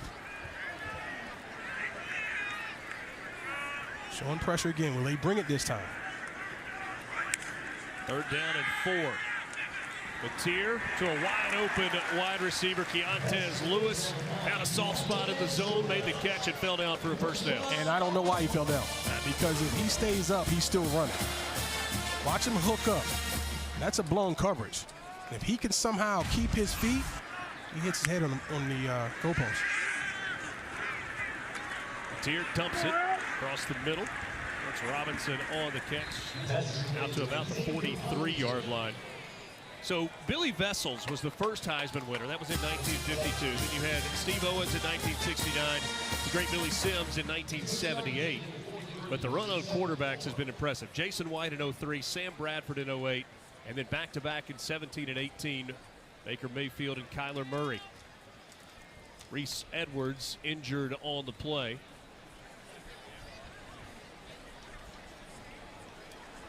So John Mateer, a hard worker, but it is a scripted schedule of work. And this is something that started at Washington State. For more on that, Madison Hawks, tell us about this schedule that Mateer is keeping. Well, John Mateer has complete trust in his offensive coordinator, so much so that Mateer allows Arbuckle to schedule out every minute of his week, down to the time when he could get on social media, when he could eat, if he could nap that day. They even have his bedtime scripted out for him. It's 9:30, and then he has to have lights out off his phone and hopefully asleep by 10:30. You mentioned it. Arbuckle started this with Cam Ward back at Washington State. Ward, of course, going on to be this year's #1 NFL draft pick. But guys, this isn't about micromanaging Mateer. It just gives perspective into how determined and focused Mateer is during the season. Cam Ward has carried that schedule with him to the NFL. You've heard some of the Tennessee Titans coaches talking about how meticulous he is in terms of time management. 168 hours in a week, and every single one of them is scheduled for John Mateer. All of them are accounted for. Now, if I can somehow get this to my kids, I mean, but that would be really helpful, right? Time management, man. They told us phone off at 9:30, asleep by 10:30. Yeah, good luck with that. You got teenagers. Amen. 1st and 10 here for OU. Play action. Mateer running out of time, and then he just makes something happen. This is what he does with his feet. Scrambles for a gain of 6. Well, I thought he was going to get drilled. Goes onto the football a little bit. Now, here comes the free hitter. Man, that's some quickness right there. Does a great job of avoiding and getting down. He slipped a little bit. Make sure you get down, Mateer. You don't need to be taking big hits. 6 carries, 27 yards, and a score tonight for Mateer.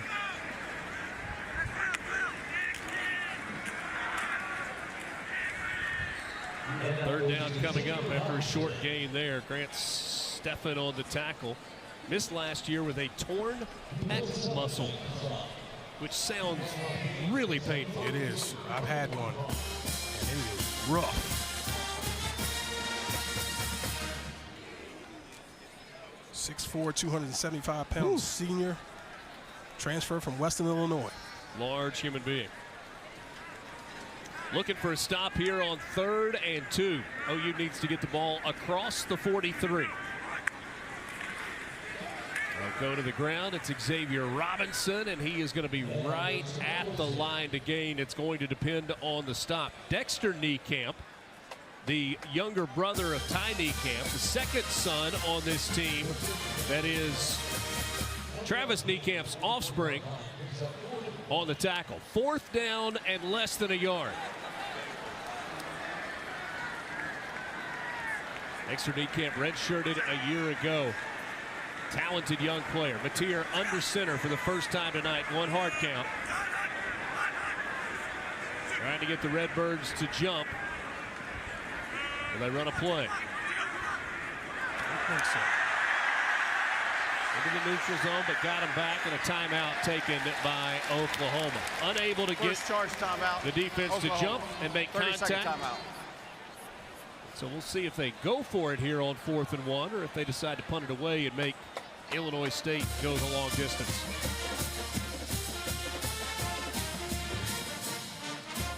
The SEC Now crew will be at Mercedes-Benz Stadium in Atlanta tomorrow afternoon. They'll get started at 2 Eastern with a 60-minute football pregame show before number 13 at South Carolina, led by Lenore Sellers, takes on Virginia Tech.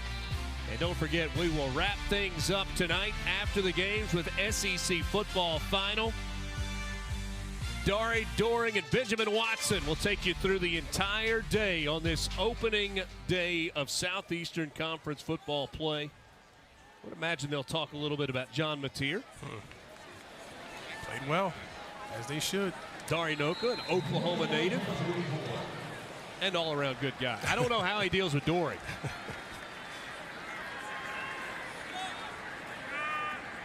Offense back out for the 4th and 1. It's a handoff, and Robinson picks his way through the crowd for a first down for Oklahoma. I think as Oklahoma goes through this schedule, this is going to be the key. Can they efficiently run the football? They don't need to run it, let's say like Michigan does, with that many attempts. But when they do call it, can they be efficient with it, and can they get physical in short yardage? We've seen 3 different running backs. Jaden Ott has not played at running back in this game. We've seen it on special teams. A little banged up in camp. The highly thought of transfer from Cal. Completion there to Carson Kent. And to your point, he hasn't played one snap in the SEC, but he was second team all SEC preseason, right? I mean, that's how good he is when he's healthy. Jaden Ott, the senior from Chino, California. Went to Norco and then Cal. He is on the watch list for the Maxwell and the Doak Walker.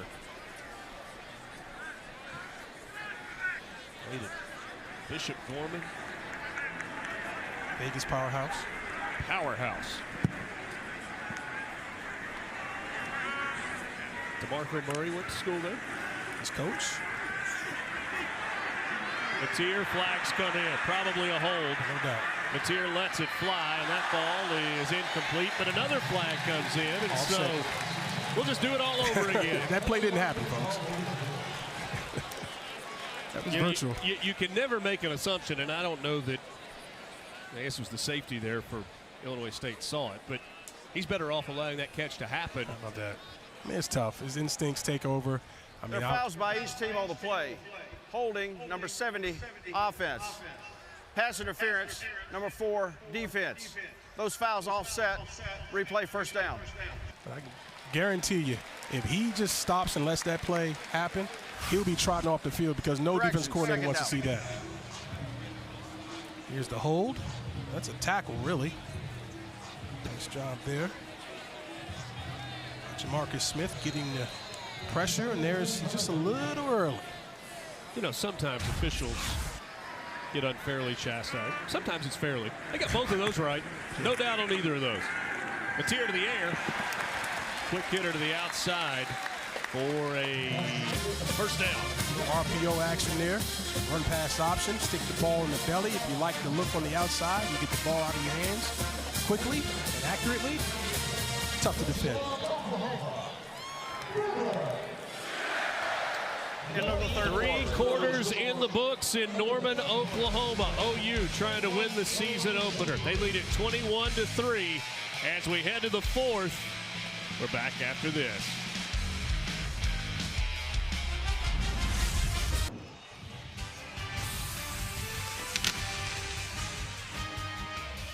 This Oklahoma team will play the most difficult schedule in all of college football this year. 7 teams ranked in the top 25. 3 top 10 opponents this year. And look at that Murderer's Row that starts on October 11th. Number 1, Texas. They'll play that at the Cotton Bowl. They go to South Carolina, host Ole Miss, go to Knoxville, and go to Tuscaloosa. Woo.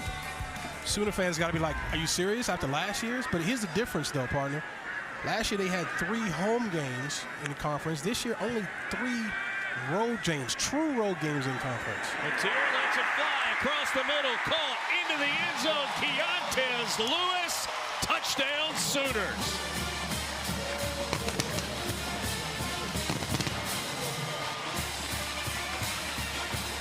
Lewis has been around UCLA, Wisconsin, and guess where else? Southern Illinois.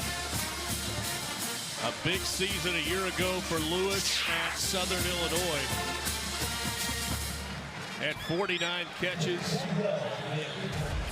5 touchdowns. That's his first this year for Oklahoma. Matier with his second touchdown pass of the game, that one from 28 yards. Extra point is good, and it's now 28-3. The deep dig routes take time, folks, and that's where the offensive line can show their muster. Getting back, clean pocket, the dig route is there, and the throw is true. Welcome to the game, Keontez Lewis.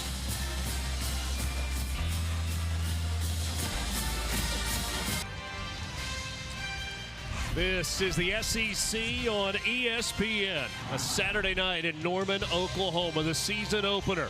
And the Sooners lead it 28-3 over Illinois State, just underway in the fourth quarter. And it was the first play of the fourth quarter that gave the most recent touchdown to Oklahoma.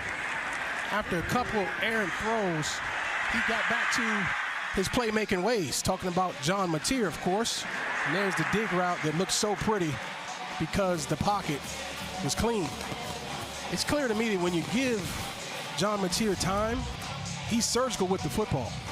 Can this offensive line continue to gel, mature? Like I said, they broke in some new guys now, some transfers or what have you. Got a really outstanding freshman left tackle who's not playing today. So they've got some dudes. Can they just continue to mature and get the run game going? Because that's what it's going to be about once these opponents get tougher. And guess what? It gets a lot tougher next week. Keontez Lewis with the touchdown catch at the end of the drive. John Matier, 21 of 26, 287, a couple of scores, 1 touchdown, or excuse me, 1 interception, and 1 touchdown rushing. Into the end zone, Illinois State will start at their own 25-yard line. Michigan comes to town next week. They're kind of a strange spot on the schedule. Oklahoma goes to Philadelphia, a road game against Temple. And back home for the Auburn Tigers on the 20th of September. Brent Venables, he was excited coming into this year. Changes on his staff. Ben Arbuckle, chief among them, coming in and taking over this offense. The recruitment of Ben Arbuckle actually happened before the recruitment of John Matier. Now, I'm not saying it didn't play a role. It certainly did. First contact with Arbuckle happened in October, and then as the season developed, it became pretty clear that that's the direction that Brent Venables wanted to go on the offensive side of the ball. What a hit by Reggie Powers III. This is what zone coverage affords you. You get in your drop, you see the ball being thrown, and you're coming with heat.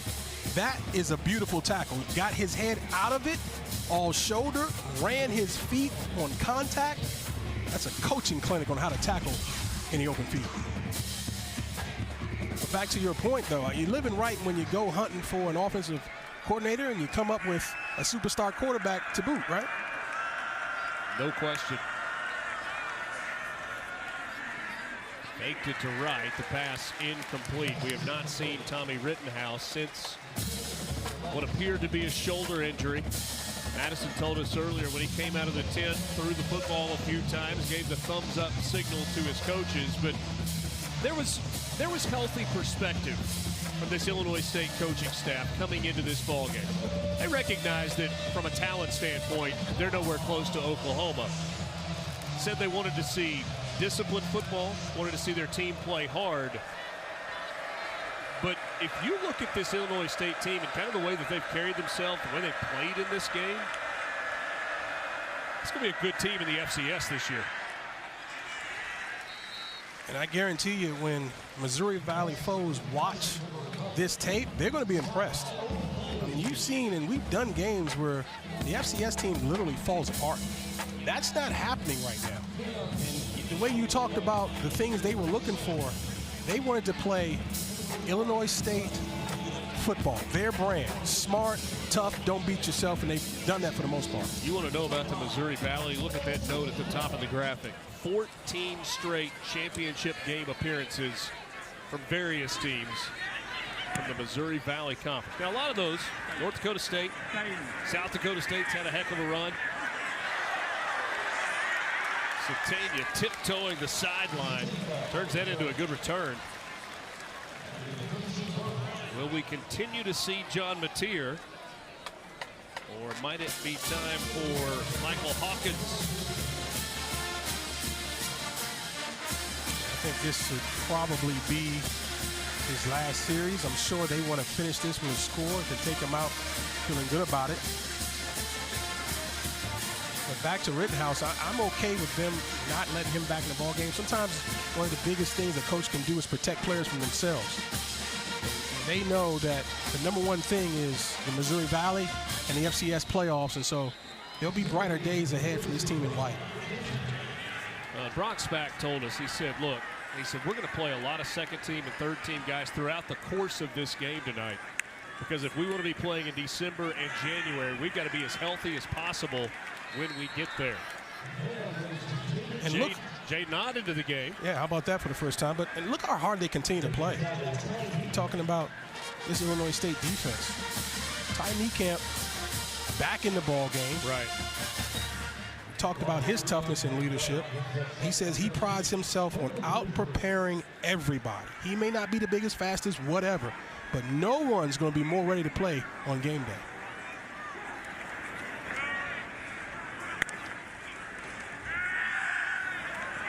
Mateer lets it fly down the sideline. How about that back shoulder catch plus a flag coming in?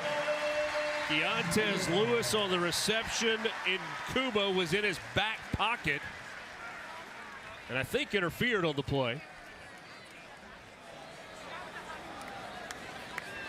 Early in the game, we saw a massive one-handed catch by Deion Burks along the sideline. Now Keontez Lewis has got an impressive contested catch for a gain of 19. Pass interference, number 1 defense. Penalties decline. The result of the play is a first down. Well, watch this back shoulder execution. This is the toughest thing in football, in my opinion. A well-executed back shoulder where he can come back and, boy, he was wearing a defender. He was tighter than your suit, partner. I'm just telling you right now, he was wearing that defender. But that's how you have to be tough and physical at the catch point. It's not tight, it's tailored. Oh. Illegal formation. 5 players in the backfield on the offense. 5-yard penalty. Replay second down. That's what you call it, tailored. Correction, first down.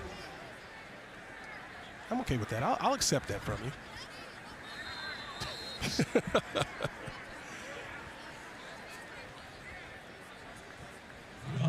So an illegal formation for OU cost them 5 yards.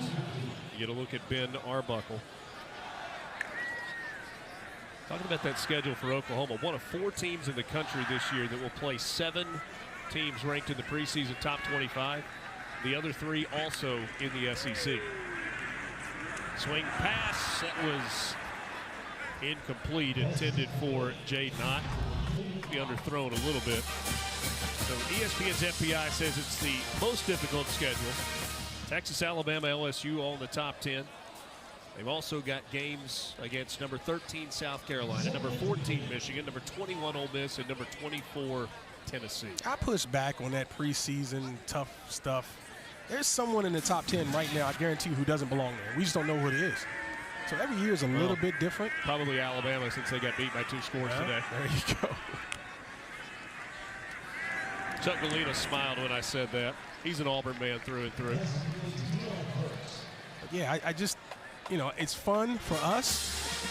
It's fun for the fans. But as a player and a coach, you don't get wrapped up into that stuff. Because just as we know Alabama losing early, and we don't know how that season's going to end up, right. There's somebody that's not in the top 10, 15, or 20 who's going to make a run in whatever conference. Somebody's getting disrespected and won't be come November and December.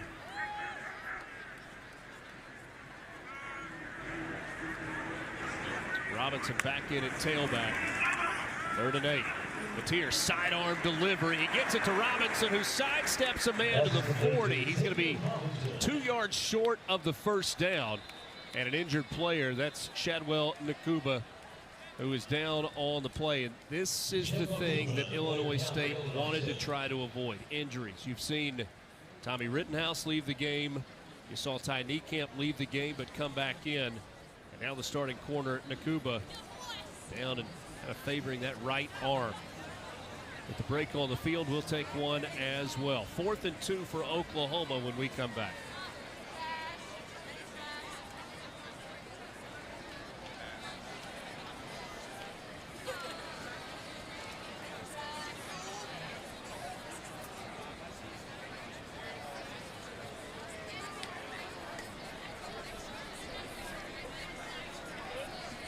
Quite often you see, again, these FCS teams playing against the so-called big boys. They can't roll guys in and out. As the game continues to go deep into the 4th quarter, people get tired. People begin to lunge and get out of position, good athletic position. And unfortunately, you see this type of stuff and you hate it because you know that Illinois State is going to be heard from down the road, and you want everybody to be healthy once you get to conference play. There's Tommy Rittenhouse you saw throwing the football on the sideline. I don't know if that's a sign that we're going to see him again or if his night is over. We'll check in with Madison on that in just a moment. 4th down, the offense on the field for Oklahoma. Mateer rolling right, lets it fly, and that ball is incomplete. Nearly intercepted, and then a chance there for Kanik to catch it off the carom. Mateer knows he missed a shot there. 28-3 our score, 10:53 to play. Now we will take a timeout. We're back to Norman with you after this.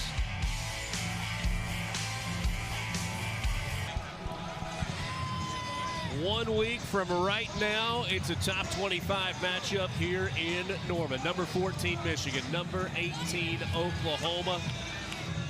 And the day gets started with College Game Day next Saturday morning at 8 o'clock local time, 9 a.m. on the East Coast.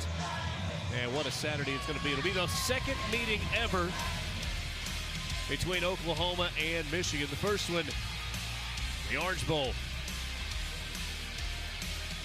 Wishbone reverse off the option action.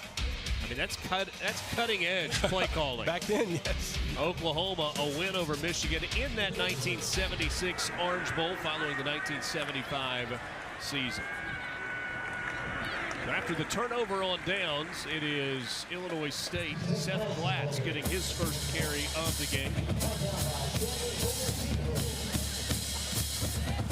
Let's go downstairs and check in with Madison Hawks with more on Tommy Rittenhouse. Yeah, quarterback Tommy Rittenhouse is out for the rest of the game. He's still been involved, though, down here on the sidelines.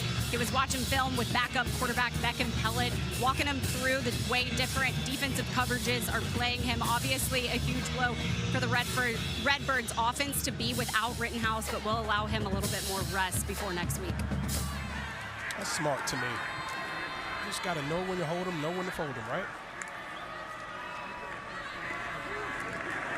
Actually a quote that Brock Spack gave us this week talking about his quarterback. He went to the great Kenny Rogers.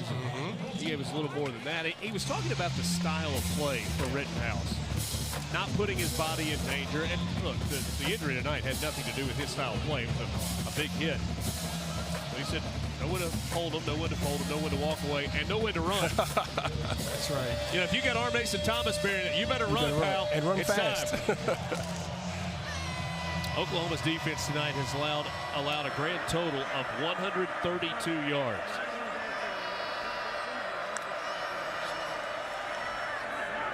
Pellet trying to get away, and he is brought down, a sack by Taylor Wine.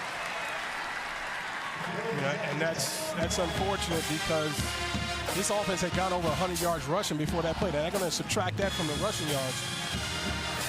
There's a host of guys coming through, and that's a nice job by Taylor Wine getting up to the level of the quarterback. Don't keep running around the quarterback. Come back inside. When the quarterback steps up, you come back inside and really becomes an easy way to get sacks if you're smart.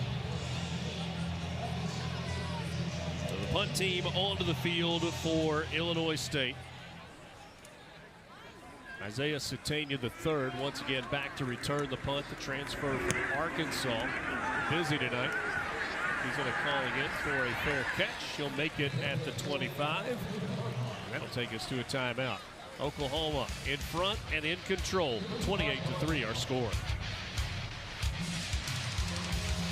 Vider. Last year, the first year of the expanded college football playoff. A lot of talk about expansion, but no decisions on that made yet. Pass complete to the tight end, Jaron Kanak. 5 catches in the game tonight for Kanak. He is approaching 100 yards receiving.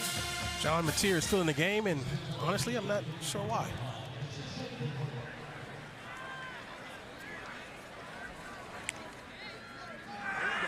Movement up front.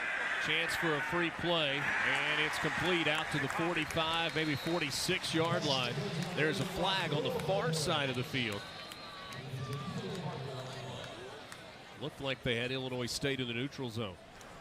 Offside, number 14, defense. Penalties decline. Result of the play is a first down. John Mateer now over 300 yards passing in the game, couple of touchdowns.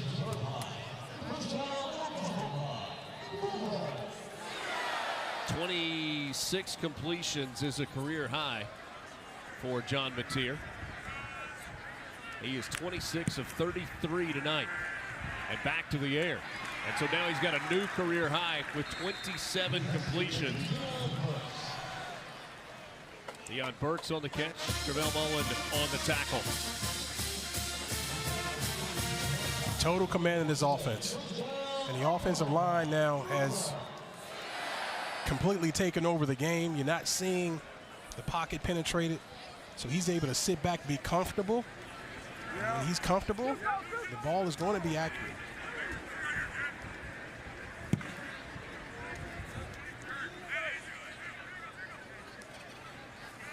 OU using a little more time on the clock now. Xavier Robinson on the carry, and he hauls a defender down to the 37. Kaplan and Coleman combining on the tackle for Illinois State.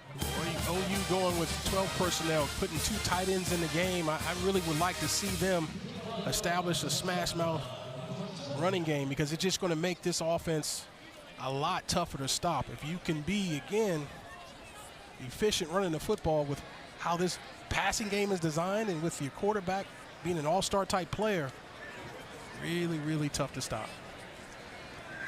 Interesting story came out yesterday about Brent Venables, the head coach here at Oklahoma.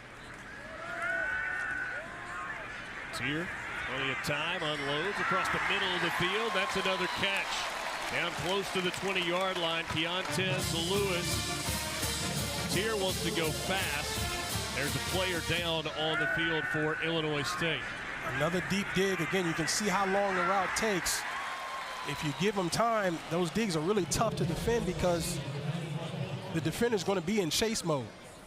And so that really is just a square in. 15, 20 yards down, square in. Ben Harmon, the player down for Illinois State. So that story about Brent Venables, he was scheduled, and we know that coaching contracts are massive in the SEC and all over the country, scheduled to make a little over $8.5 million this year. According to Joe Castiglione, longtime athletics director who's retiring before too much longer here at Oklahoma. Back in February, Venables initiated a conversation with him, knowing that we were moving toward a revenue-sharing era, saying that he was going to do a one-time salary reduction or give back, if you want to, of $1 million. And that $1 million saved by the Oklahoma athletics department in terms of his salary is going toward the revenue sharing pool that athletes across campus will participate in. Yeah, when you use words like us and we, sometimes as players you wonder how if you mean it. Well, giving up $1 million tells me he means it. John Mateer trying to get to the outside, and he runs into a couple of white jerseys led by Dexter Niekamp, who played that one perfectly. This is what you don't want to see, him taking too many hits like this. Again, it's not always the actual collision, it's how you fall. That time he just kind of sat it down, understanding that the play was over. Kind of folded up as he should, put his body in good position. Ty Niekamp told us that, yes, there is a bit of a sibling rivalry between my younger brother Dexter and me, but it's also really cool that we get to play on the same defense at the same time. They did it 1 year in high school. Now they're getting the opportunity in college. Follow up on Niekamp. He said, to be honest, I asked him, how does his brother compare to where he was at the same time? He says he's ahead of me, but just by a little bit. Just by a little. 5 minutes to play. Oklahoma on its way to a season opening win. Good look at Dexter there. Redshirt freshman, 6'3", 245 pounds. Good size, good length. 3rd and 8 from the 20. Mateer with time, fires toward the end zone. He's got a wide open receiver. Keontez Lewis with his second touchdown catch of the game.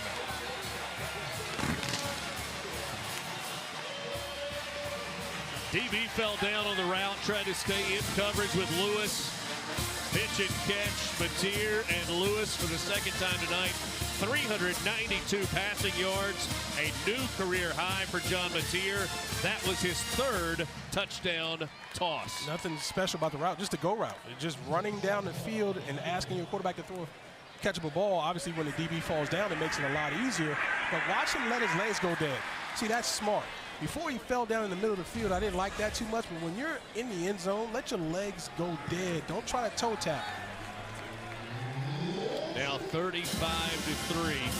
The great Henry Ellard taught me that when I was with the Rams. So he tells his receivers, let your legs go dead in the back of the end zone or around the sidelines, because more often than not, they'll go straight down and land inside the field of play.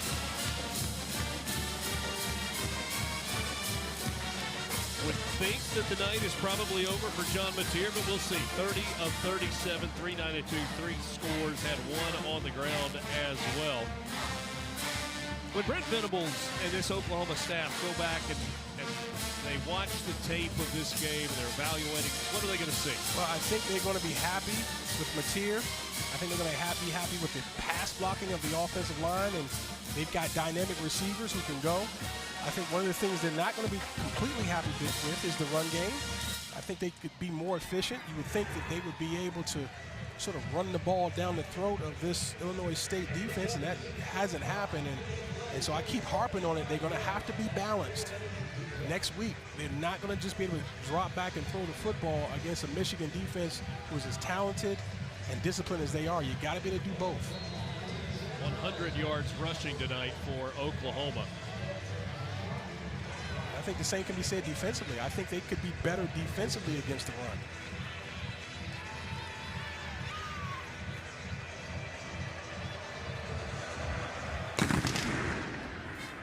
Lawson back. He's going to call for a fair catch once again with 4:33 to play.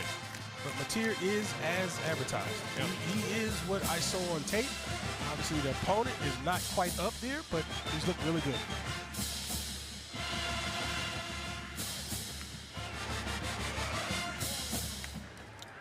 John Mateer tonight in pictures, moving pictures. It started with that great catch from Deion Burks.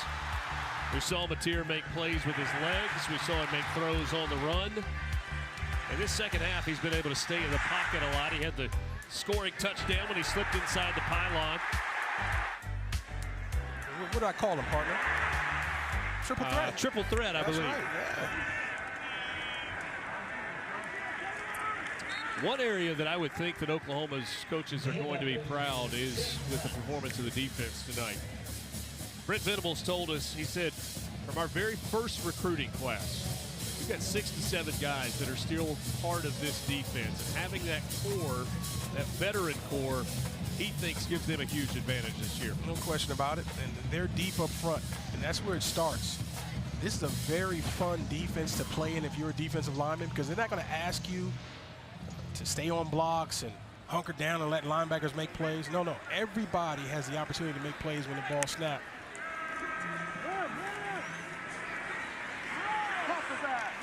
Nice run that time.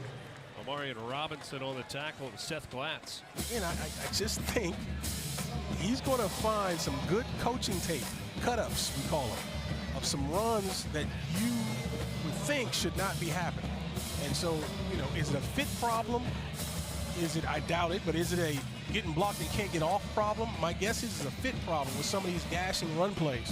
And they're going to have to get it cleaned up really quickly because the Wolverines will come in and run it until you stop it. 110 yards rushing tonight for Illinois State. It's Glatz again, and he ran into a red wall there, a crimson wall.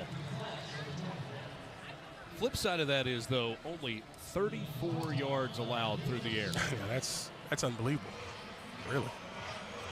Against an outstanding FCS quarterback, Tommy Rittenhouse. Rittenhouse's night was cut short. Around the SEC, you got LSU on the road tonight against Clemson. That's a 3-3 ball game, about halfway through the second quarter. We haven't called the name of Daniel Sopkowitz a lot. He's been locked up. He's an All-American FCS player, and he'll have better days. But the pass defense, as you mentioned, has been outstanding. A couple of drops, uncharacteristic early in this game for Sopkowitz. He was one of the guys that a lot of teams came after, and there was significant money on the table that he turned down to stay at Illinois State, play one more year for Brock Spack in this Redbirds ball club. They said he was offered north of $1 million to hop in the portal. Now, I mean, listen, I don't count people's pockets, but, I mean, that's a tough deal. And they said they did as much as they could for him, but it was something about him staying with his friends. Timeout. 2-minute timeout, 35-3. Heisman Park outside Gaylord Family Oklahoma Memorial Stadium. 7 Heisman Trophy winners. This campus will be buzzing a week from today.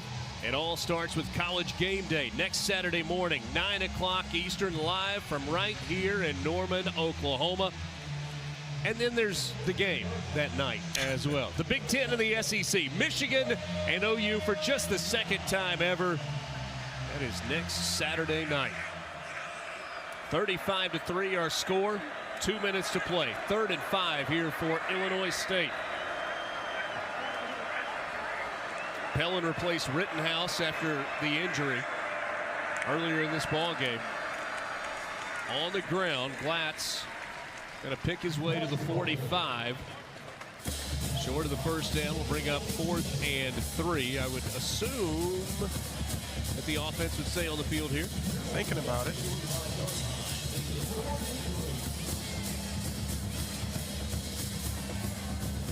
Looks like they're staying.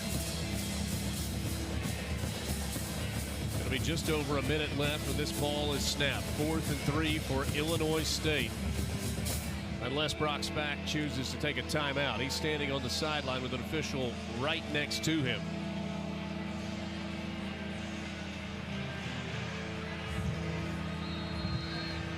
I'm not being trite when I say this. First charge timeout, Illinois State. 30-second timeout. It appears that Illinois State has a weapon in their punter in Hayden Futch. He has been really good tonight. I agree, 100%. Well over 40 yards per average. I got to find out exactly what it is, but no, he's done a tremendous job of flipping the field.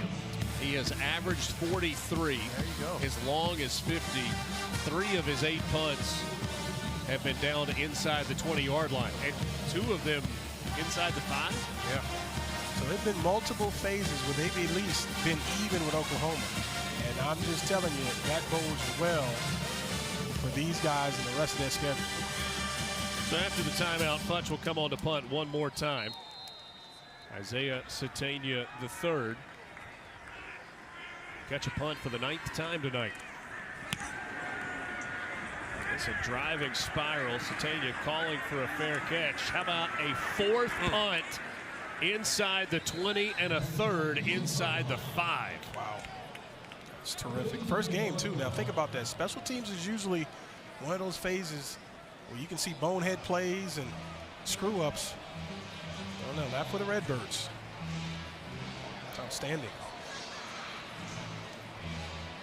And it may take the opportunity for Oklahoma, should they want it, to just kneel down away, because the ball's at the 2-yard line.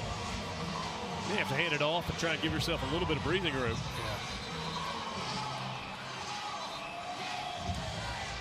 John Mateer going to go the distance in this season opener.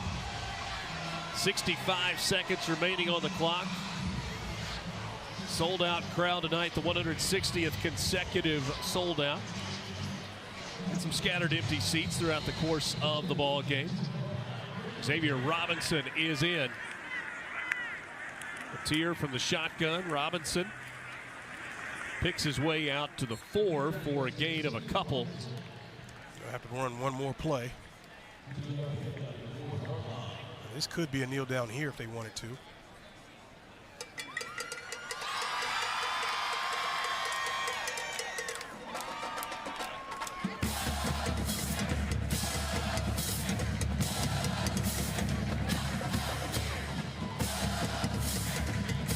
In year one of Brent Venables at Oklahoma, there were 63 new players on the team. That number has gone down in each of his successive seasons. Obviously going to have a lot of new players in a transfer portal era. More continuity. They told us they were optimistic, excited about this year and about this team. Oklahoma starts it off on a good note with a 35-3 win. The debut of John Mateer, 30 of 37, 392 yards and 3 touchdowns. As the clock goes to 0 here in Norman, it is a 1-0 start to the year for the Sooners. That's how you introduce yourself to Sooner Nation. That's how you come out of the gates, let them know